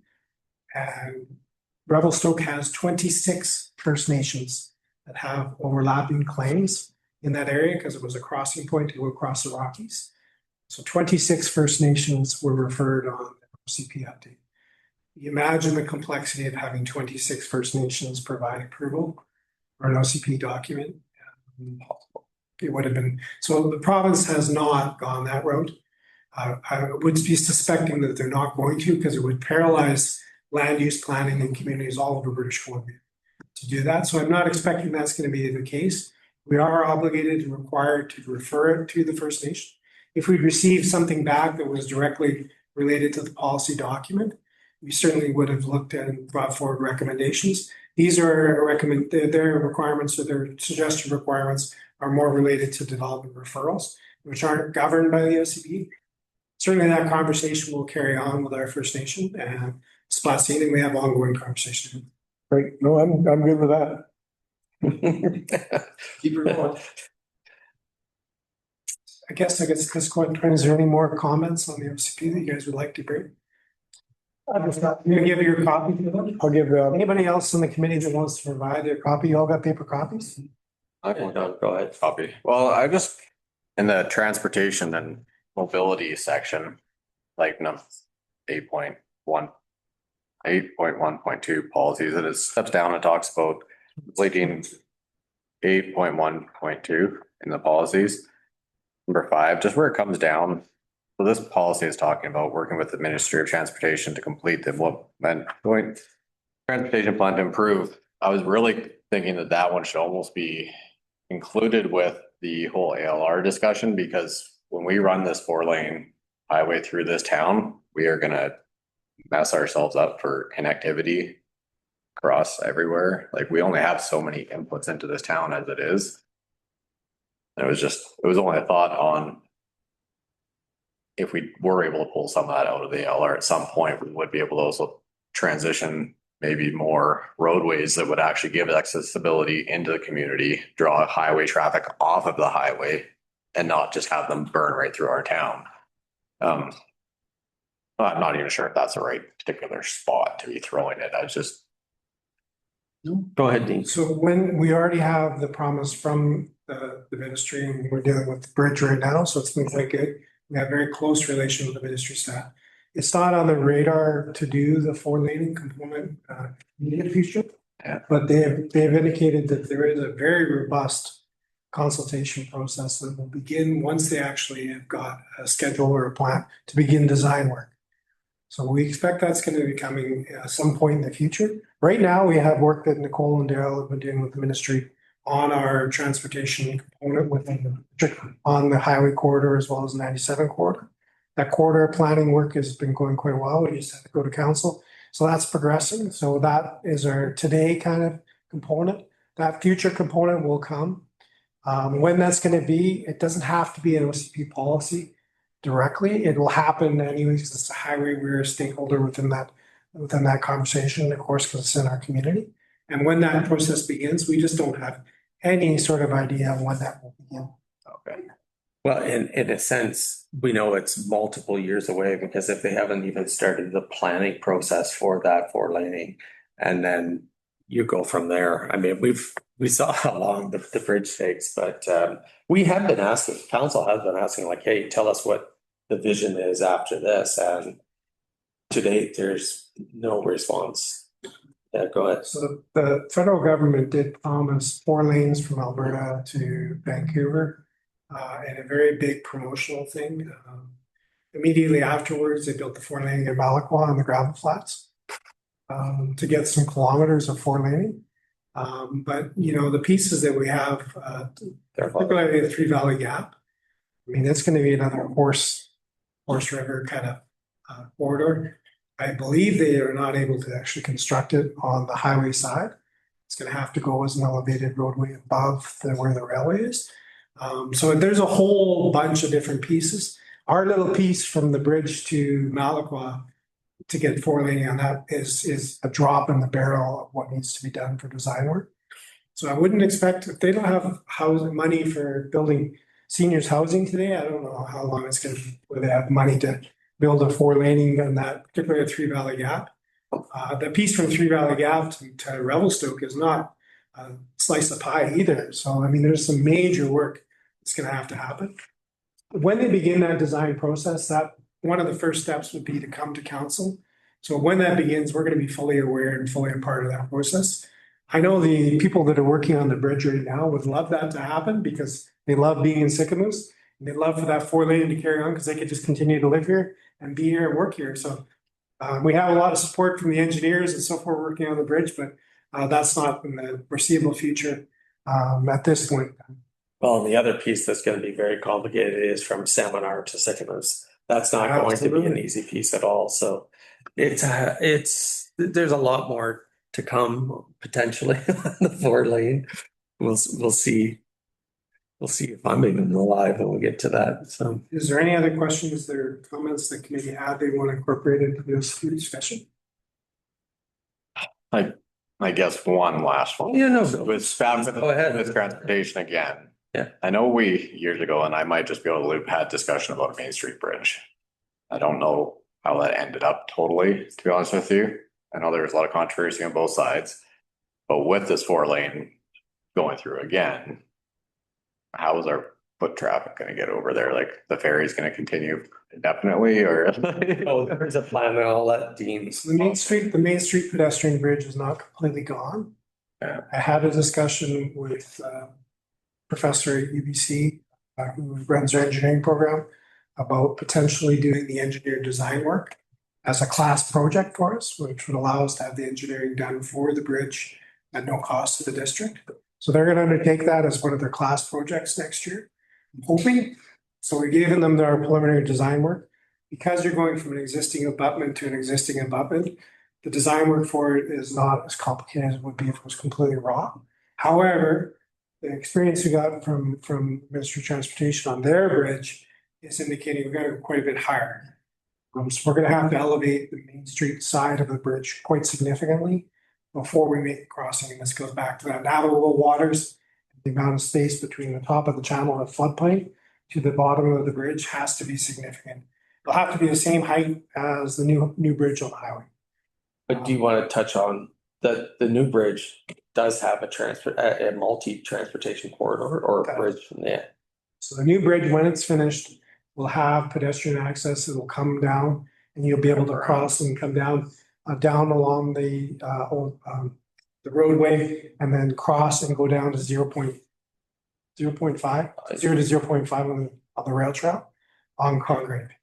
So you come down, Congreve will become a pedestrian corridor. You'll walk down that roadway and you'll be onto the Trans-Canada Highway. So eventually we will have that. That's going to be a little ways out because they have to finish the bridge and then the demolition begins on the old bridge. So there's components to it that are not going to be finished in the immediate future, but the plan is to finish it soon.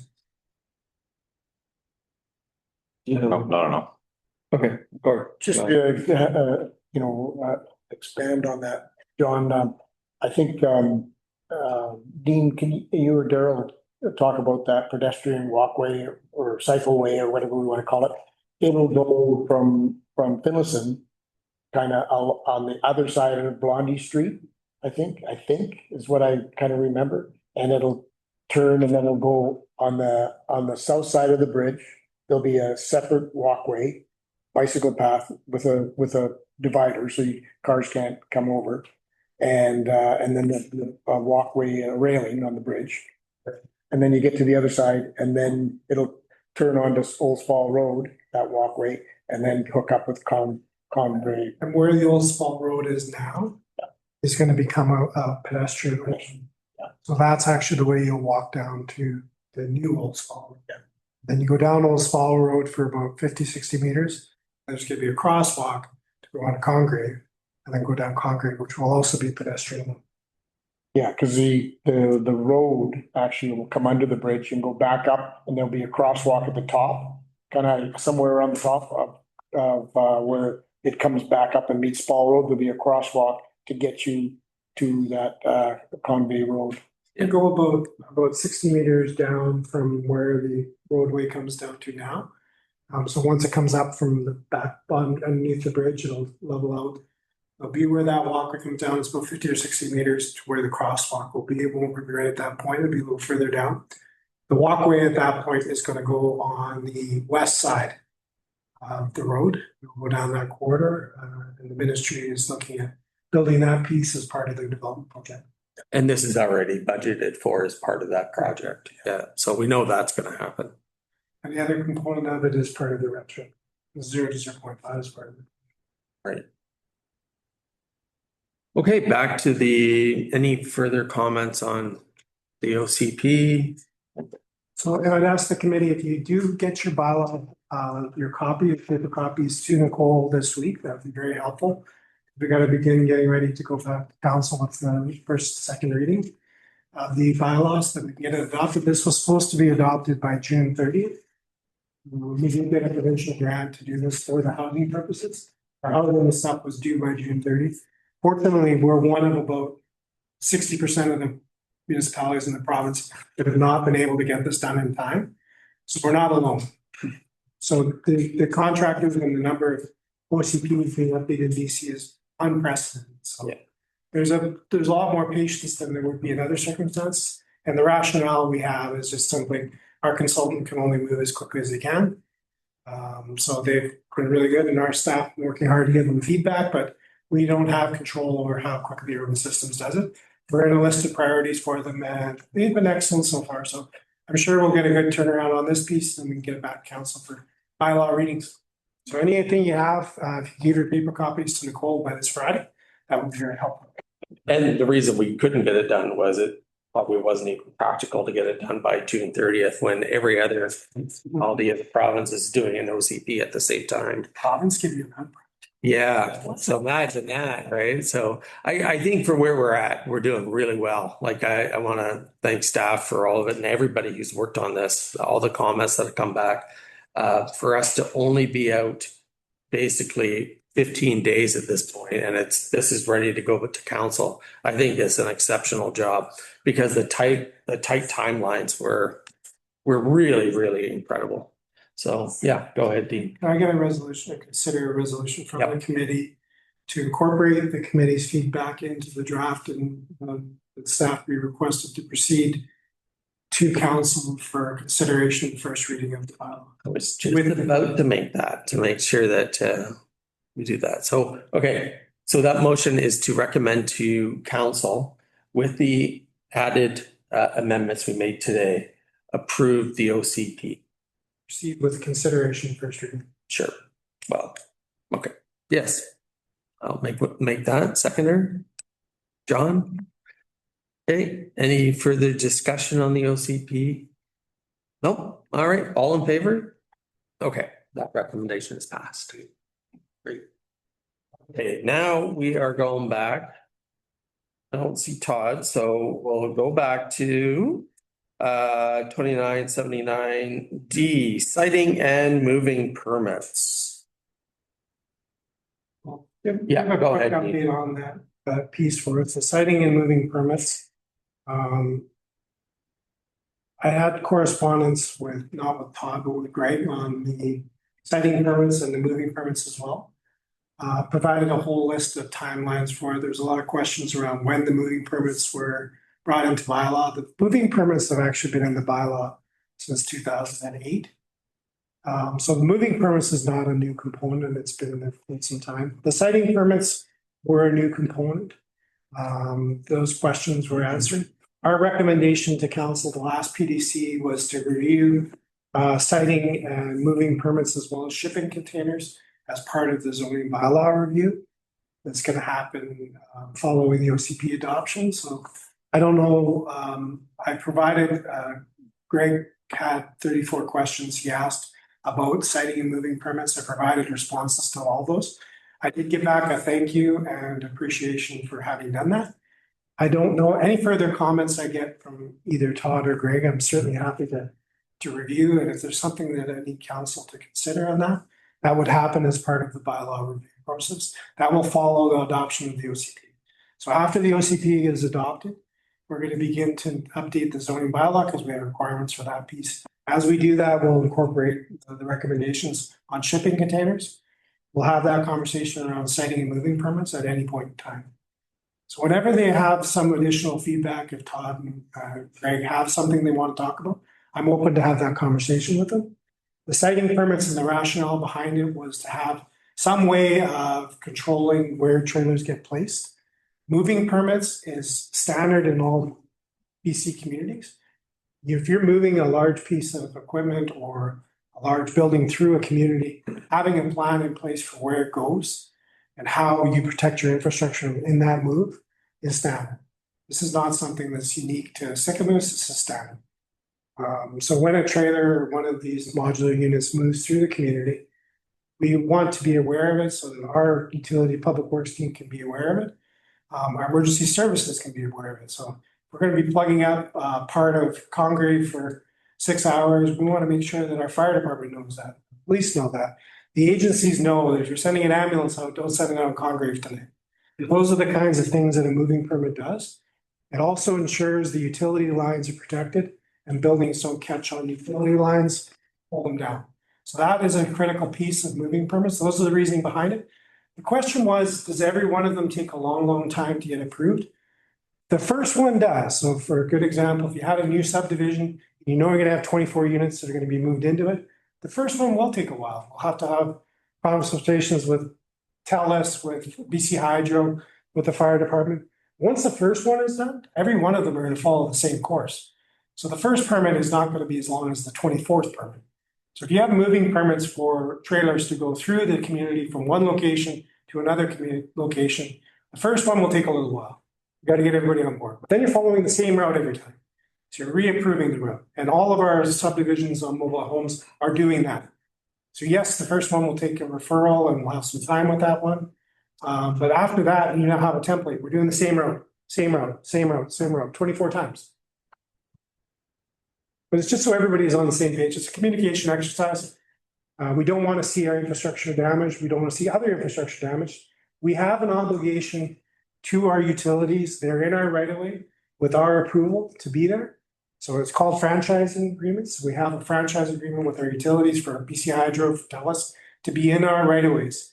With that, we have a responsibility to ensure they're informed of works within that. And they have a responsibility to inform us that they're doing works. So TELUS is doing something, they reach out to Public Works and say, listen, we're gonna be working on pole 7 on Congreve. We're gonna have trucks parked in a right of way.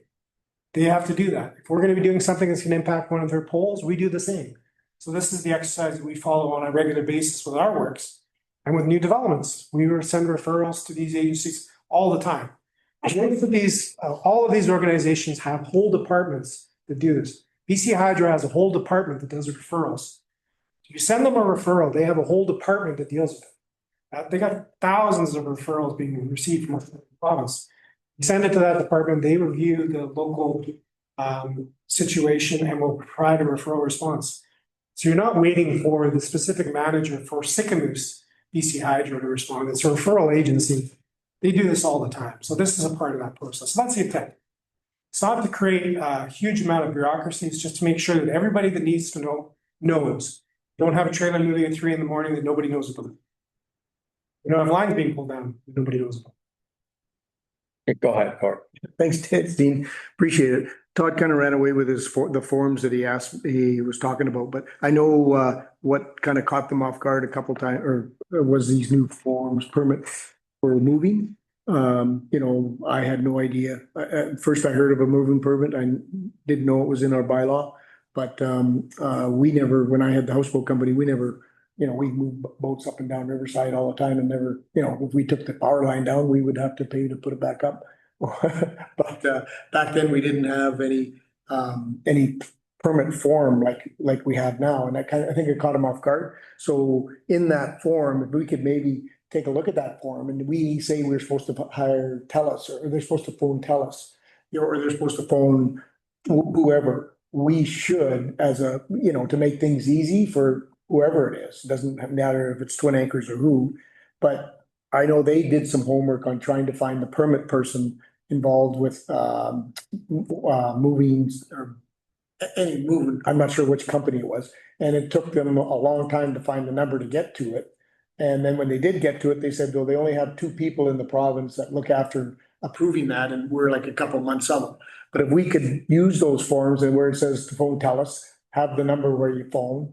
If it says to phone the highways guy for moving permit. I mean, these people know how to do that because they do that for a living. But if it's Joe Blow that's putting in a park model on his own or something like that, if we had those numbers on that form, it would make it a lot easier. So we did receive that feedback already, and that's something that we talked about. We have those referral emails. So we're gonna add it to the form, so we have the referral email to send it to. And if you were going just straight to TELUS, you might as well be trying to call the bank. It's like you're gonna go through 17 different directories of self-service, and you make it a deadline. So yes, we will add that in there. It's certainly feedback that we received that we will incorporate. There's a lot of things moving in this community that have not had moving permits. So we're just trying to get better communication. We don't want an issue to happen as a result of us not knowing.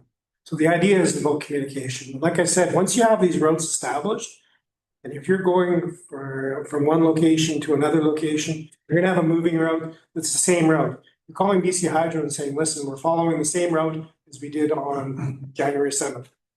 Or July 7th. We're going the same route, same size unit to the same location.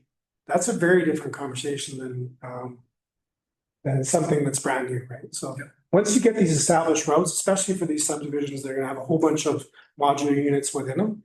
Once you have the route done, the first one's gonna take a bit, absolutely, because everybody's got to review it. But now you're just rubber stamping over and over again, the same permit.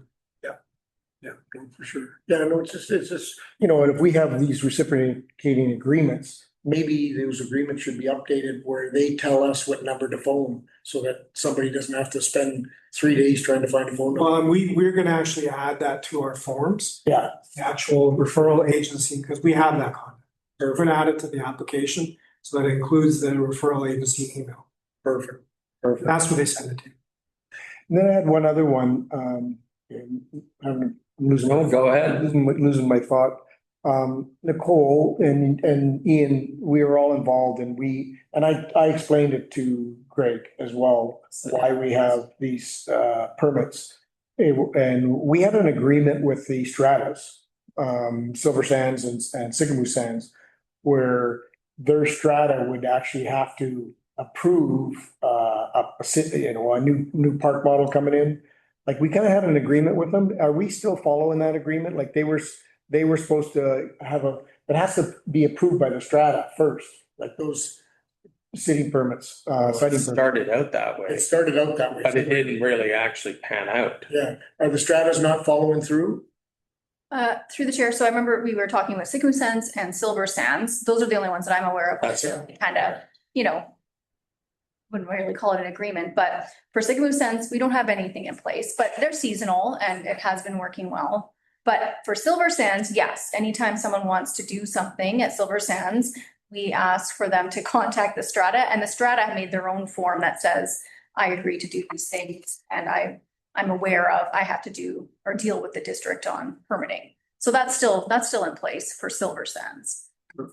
Our new subdivisions, like the Channel Side subdivision, has it baked directly into their strata bylaws, requires them to get a siting permit prior to bringing the trailer on. Yeah, the issue that council had to deal with the siting permits is at the time, we had a significant amount of concern from our fire department in terms of how close structures were put together.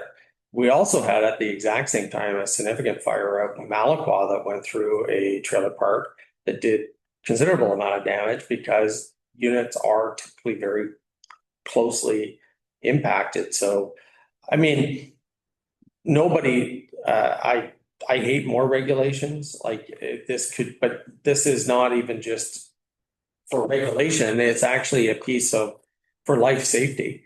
And that's what our fire department actually told council at the time. And I think all of council supported that. And I think it still remains true that some of the developments that we have are very tightly compacted. And what we came up with was a meter separation because we didn't want to sterilize actual lots or units in these existing parks, right? So it was a bit of a difficult, I think, balancing act that we had. Certainly the fire department would like more separation. That was communicated to us at the time. There are ways to actually evolve it. Is there actual ways to take a look at, can we, rather than we do the siting permits, could we make the parks do it? Is there ways that we can have that process? For sure. And I think what we should do is look at this again in the actual zoning bylaw, as you said, and other things as that comes up after this OCP. And then we'll, at that time, it'll be like 2 or 3 years. Should be time for a review anyways, to take a look at whether it's working, whether it's not working, and is it actually doing what we wanted it to do? So. Yeah, go ahead, Gord. Yeah, we were really tight with Sycamore Sands. Yeah, You gotta remember, it started out very tight. as a tent campground, and then it became tent trailers, and then it became RVs, and now it's park models, and next thing you know, they want to build a house on there. Yeah. And they're pretty small lots, and they were really close together, like really, really close. And then, of course, they weren't cold either, like they had lots of very tight together, open windows close by each other, and that's where Brett finally said, hey, we gotta do something. They're getting tighter and tighter each unit that comes in, so that was a little bit of a wake-up call, especially the fire road at Malaqua. And that's where Brett kind of drew the line and said, yeah. Well, some of the roofs were almost nearly touching. I mean, it was so tight that we were told that they would not put a fireman or a fire person in between if there was a fire because it was that risky. So yeah, that's how that came about, really. And I do think it's time for like a review as part of the zoning bylaw, just to see if it's working. We should also make sure that, we think we have the separations. Some of the stuff that we grandfathered in because there were structures that did not meet the 1 meter setback. So we still have those concerns, but I think it's healthy to go with a review and take a look at it and make sure that we can figure out whether the policy is actually achieving what we thought it should. Anything more on citing permits, moving permits? Go ahead, Todd. I think part of the problem is on the perception of the public is that when you go online and you pull out the citing permit, that's what you think you're filling out. But then that's not what you're filling out. Because that citing permit then goes to Michelle, and then Michelle sends you an email of a whole bunch of other stuff she wants. Right? She wants you to do title and survey authority, land title and survey authority, which is an extra money for the guy. Now it's an extra $20. You know, I'm pulling a citing permit to move something on my property. Why do I need to pull out title and survey authority certificate? Okay, Okay, that's only one. Then they want you to. let's have staff deal with that and then. Okay, sure. So, I mean, do you want to just generally take us through the pieces that they ask when they apply first? Whenever you make an application to the district, you have to demonstrate that you have the authority to make that application. So as the owner, we ask for a certificate of title to verify that you're the owner. It's standard on any application, any jurisdiction. But it's not on the citing permit application.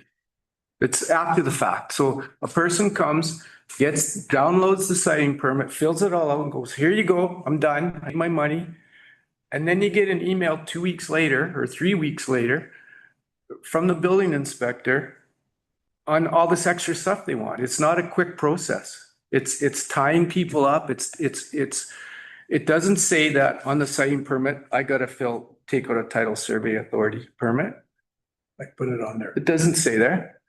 You don't know that all this underlying stuff is behind this 1-page citing permit. I think that there's a very valid point there, Todd. So if there's pieces that you want to give us a list, that process is not established by council. That's just an application process. Certainly just provide that to Nicole and we'll try and we've already identified pieces of our other permit applications that we need to make service to. If there's certain recommendations you have for it, you can just give that. Because the whole thing is so convoluted. Then they want you to do an Appendix B owner's undertaking.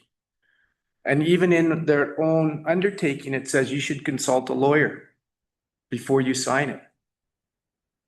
So now I got to phone up a lawyer because I want a moving and citing permit. Like it's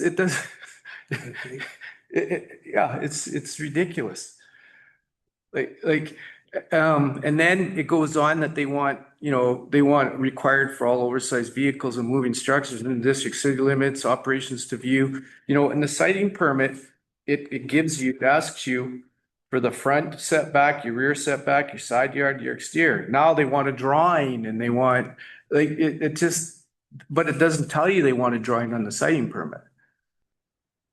You know what I mean? So let's just make it simpler for the public that when they pull out a citing permit, that's it. They don't have to wait for all this other stuff to come 2 weeks later because we don't have someone looking at these things every day. So we're not getting the information back in 2 to 3 days. Like this is Sick Moose. This isn't Kelowna. Like you're getting it back weeks later. Yeah, and I know what the intent of the citing permits was to have the separation. That was, I think, the total driving point that council was just trying to make sure we have the separation, and it came down to fire. So, I mean, those are all odd. If you could just provide those to me. Absolutely, I'd love to. Want to make the process, it is a new process, so this new application form, we want to make it better, so we certainly can do that. Okay. Give it to us. Oh, that's great. I'll get it for you.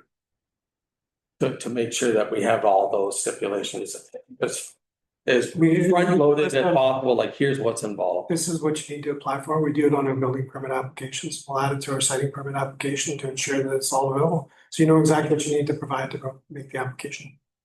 Now there is going to be site specific variations to it. So the building inspector may look at the site and there may be other provisions that are not standard. So it may not be on the application form. If there's other strata rules and stuff like that. So there will be feedback that comes from the building inspector. Those are going to be very site specific. Happy to. Yeah, and as I said, I think it should be reviewed. It'll be reviewed by the new council at this point in terms of the bylaw overall and just, like I said, see if it's working, not working. What can we, yeah. I'll take care of it. Well, yeah, no, but I meant overall, I think the bylaw can be looked at to see after, what is it, 2 years, 3 years? Is it doing what we thought it was doing? And is there opportunities to improve it going forward, right? Go ahead, Dean. Just for clarification, so this was only adopted in November last year, so we really have only been working with it About a year. for the last few months here, so certainly we'll get the application process better. New council, it may be something they want to review in the future, and we certainly undertake that review whenever they're ready. They may want to do it as part of the zoning bylaw to review our building bylaws component of that. I would not expect that there's not going to be changes to BC building code. There seems to be consistently changes. Step code is just one part of what the province has indicated they want to do. So I think we're going to see continual building permit or building bylaw changes. And there's an opportunity every time we have to open up the building bylaw to review at that point as well. Other discussion on the item of citing/moving permits.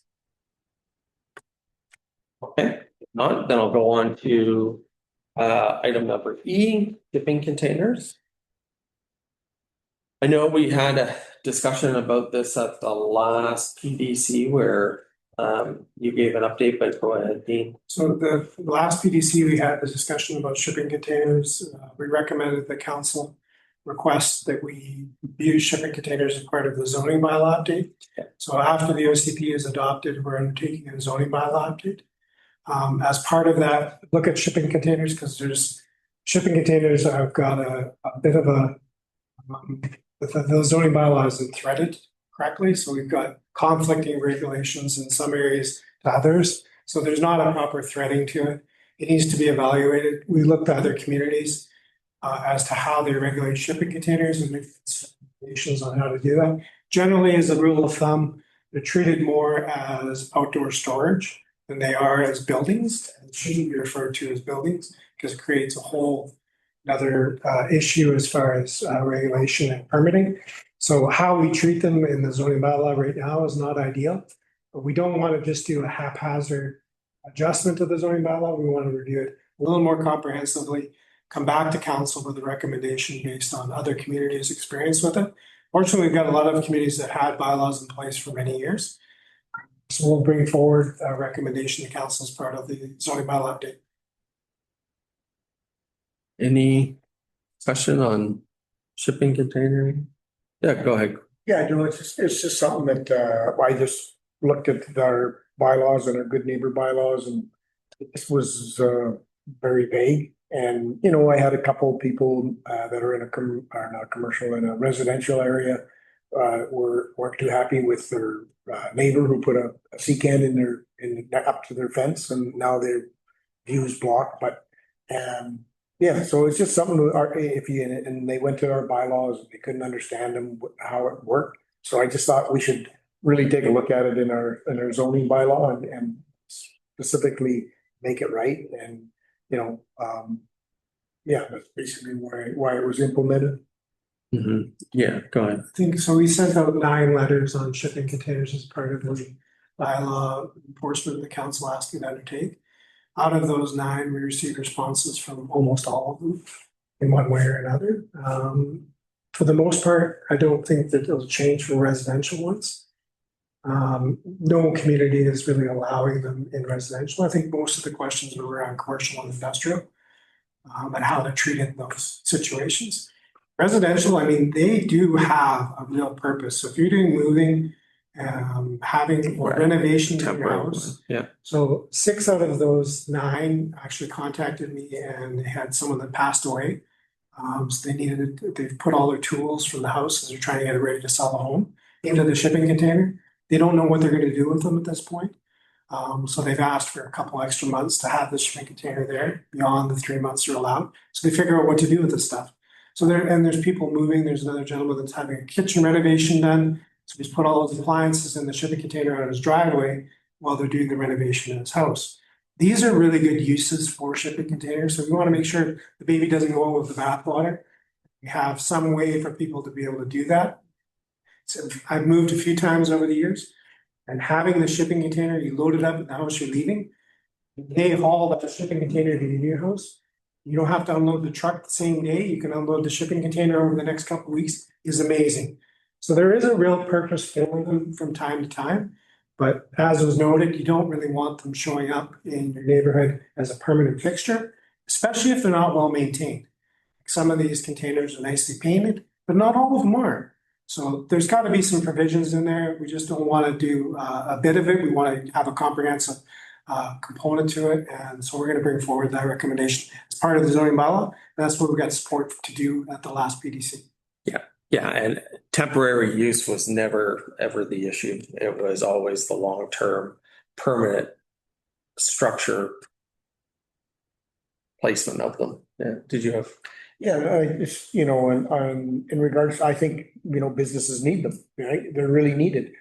But do they have to be parked in front of the business? Can they not be parked in behind or, you know, like a business, like especially on Main Street is really a sore one, like, you know, they could be discreetly hid in the back.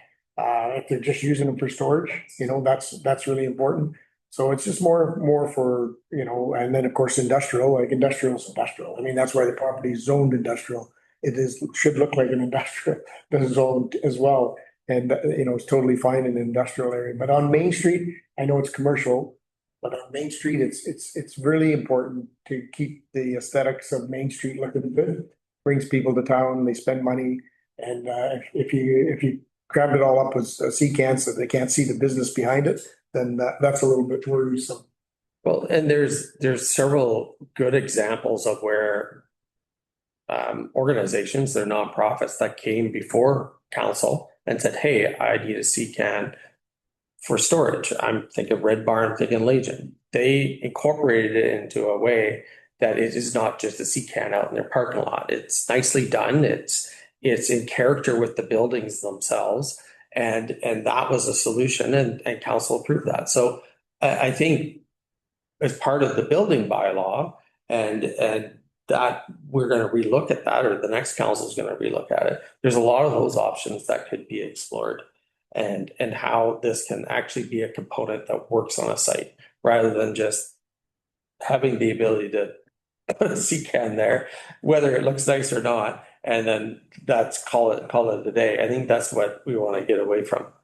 Or at least I would like to. Yeah. So I think there's a key component there you mentioned is that council still has the authority to approve That's right. site-specific ones. So if you have someone like Legion that comes forward and says, listen, this is the great design we have, we're going to clad it, we're going to do this, it's not going to look like anything more than the building, Right. or the Red Barn, same scenario. Council still retains that authority to approve it. That can be done. So the intent of these bylaw regulations are for federal purposes. Right. The idea of treating it like outdoor storage would be kind of like we're described. If it's not visible from the adjacent roadway and it's within the development or within a compound, should it be exempt? And that's kind of the idea in most communities. If it's an industrial commercial property and it's not directly visible, it's outdoor storage is treated the same way. You don't want people storing machinery on your highway corridors. So you ask for them to be stored in fenced-in compounds. That's kind of the idea. So we'll bring forward that recommendation to council. That'll be part of the zoning bylaw update once we finish the OCP. Anything else? I got one. Yeah. I just think, you know, as I was one that received a letter personally as well. I do think this conversation and the previous conversation, everybody that had got a letter should have been notified so they could be in the gallery, just so that they could understand, like, as the jurisdiction of the district of Sycamoose, your duty is to also inform people properly. The letters that were sent out were fairly aggressive sounding. And I just don't think that's the right way to approach the subject. I think there could have been discussion, like if you guys wanted to bring everybody in that had a letter and discuss them, explain the reasoning, it would have went over a lot easier. Just my personal opinion on this. Like, I think it could have been handled in a better notion that would have probably caused less grief for everybody.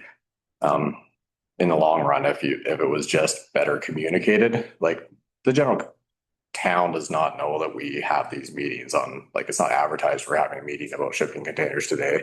And you have 39 people that got letters or whatever, like in total.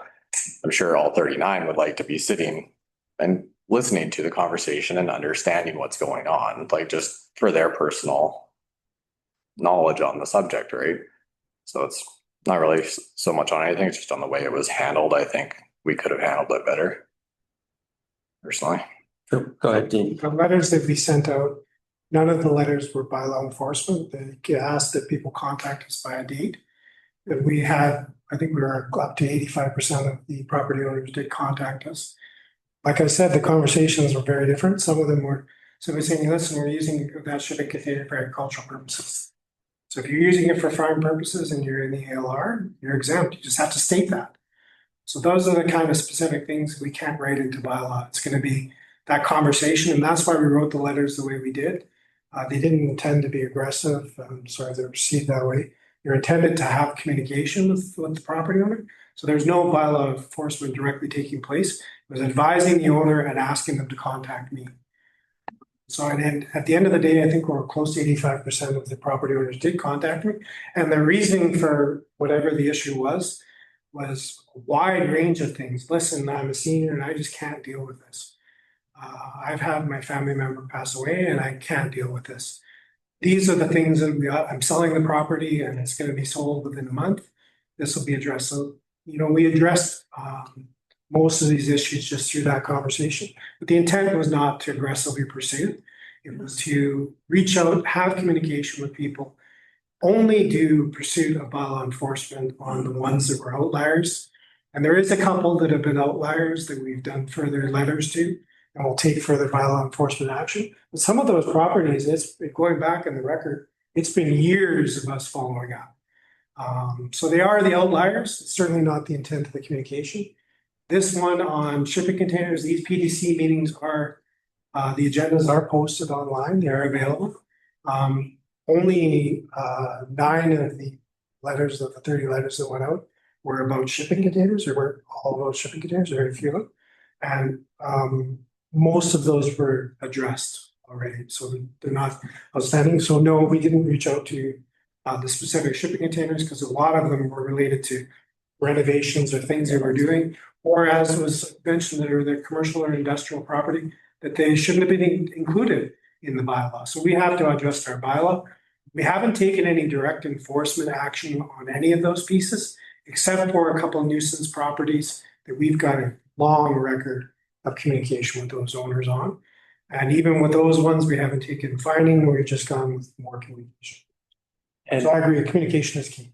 And when we do bylaw enforcement, our goal at the beginning is just to have that conversation and obtain compliance, right? We're not finding people right off the bat. We're saying, hey, here's an issue potentially with the bylaw.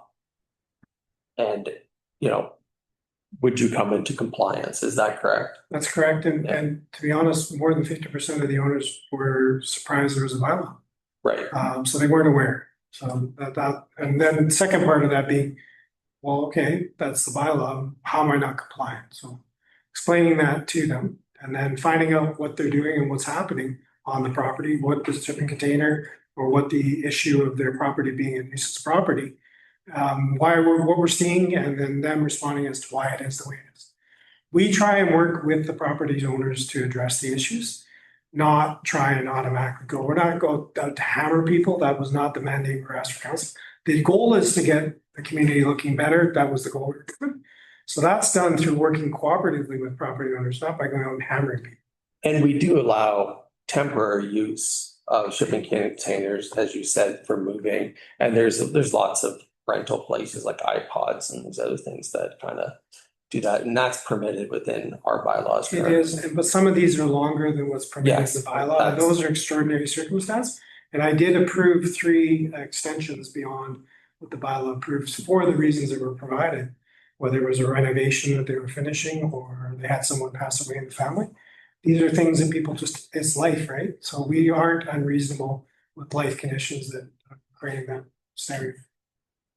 Yeah, go ahead, Gord. Yeah, you know, I agree with John. Communication is the key, and when we redo our zoning bylaw and we come back with, staff comes back with a new improved version of the container bylaw or whatever you want to call it, CCAN bylaw. Storage. Storage, we'll be able to, maybe we should reach out to the ones that are outstanding, right? And so they can come in and participate in the zoning bylaw review and they can comment on it, right? Because like I say, a lot of people, they don't even know this meeting's going on today and we're talking about CCANs and they might have one or two of them in their yard. So this, like you saw with the OCP process, there will be a consultation plan comes forward with the zoning bylaws initiation. So when we initiate the zoning bylaw review, we'll come to council. We'll say, this is what our communication plan is. This is our schedule that we're proposing. So council will see that. Part of that will be initial open house, initial consultation. So we can hear from the community what concerns they have with the zoning bylaw as well. So that we do that to begin with, then we begin our work. The same that would happen to the OCP. We did a consultation initially so that we can get input from the community. Then we begin the work and then we go back to the community and say, did we get it right? Well, and I should point out that anybody at any point in time can come to committee of the whole or council. We have 15 minutes of public consultation, and if there is no rules, if you have something to say to council, anybody is more than welcome to come before council and address council on any subject that they wish. And that's every single meeting that we have. And for that matter, more than welcome to come to PDC and address us on any issues. As we're pretty lax here in terms of who gets to speak and gets to engage, but as long as it's respectful and it's productive, then I certainly have no problem with it. And I don't think the committee does either. So I would just encourage anybody, if they do have issues, reach out. There's not been anybody I've met in this entire organization that isn't willing to listen. And yeah, I certainly would encourage it. But point taken, and as we do, we learn and we evaluate, and we're going to take a look at all of this because it was identified as a gap and something that was kind of expanding beyond the scope that I think council or others had originally imagined. Anything else on this issue?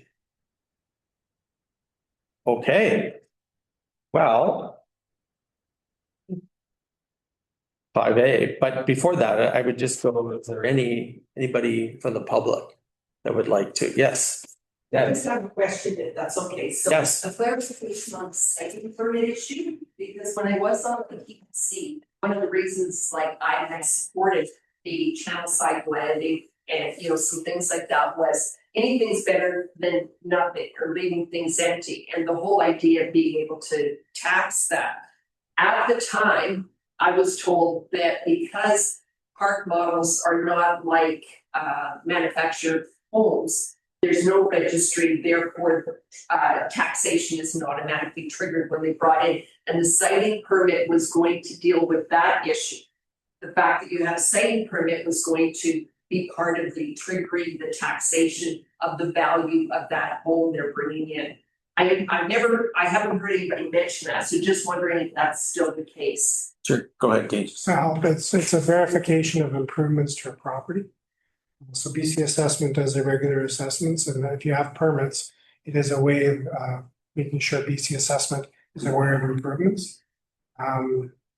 That's if trenders go on. The modular units are added to a property and BC assessment is not immediately aware of them, and they may not appear on their assessment. We provide updates to BC assessment on a regular basis. So the answer to your question is yes. It goes to yes. Because I know looking, because we were also dealing with kind of silver sands, cyclic sands and that. And if you look, a lot of those are not on the assessment roll. We park models and that where, so just as a matter of fairness, they are being lived in practically full time or just the same as any manufactured home is. So as part of our fairness in tax assessment for the community, those should be getting assessed too. And I don't know if that's something you guys are looking at for existing ones that are not part of a new siting permit. Go ahead, Dean. BC Assessment is annually working with staff. Bianca, our Chief Financial Officer, has regular correspondence with them. So they are looking at these properties on a regular basis. It'd be nice Anything that's to been- get those instead of always beating me up for stuff, so it's like. They coming after you for more taxes? Yes. Some of my manufacturing homes are like, oh, really, okay, thank you, yeah.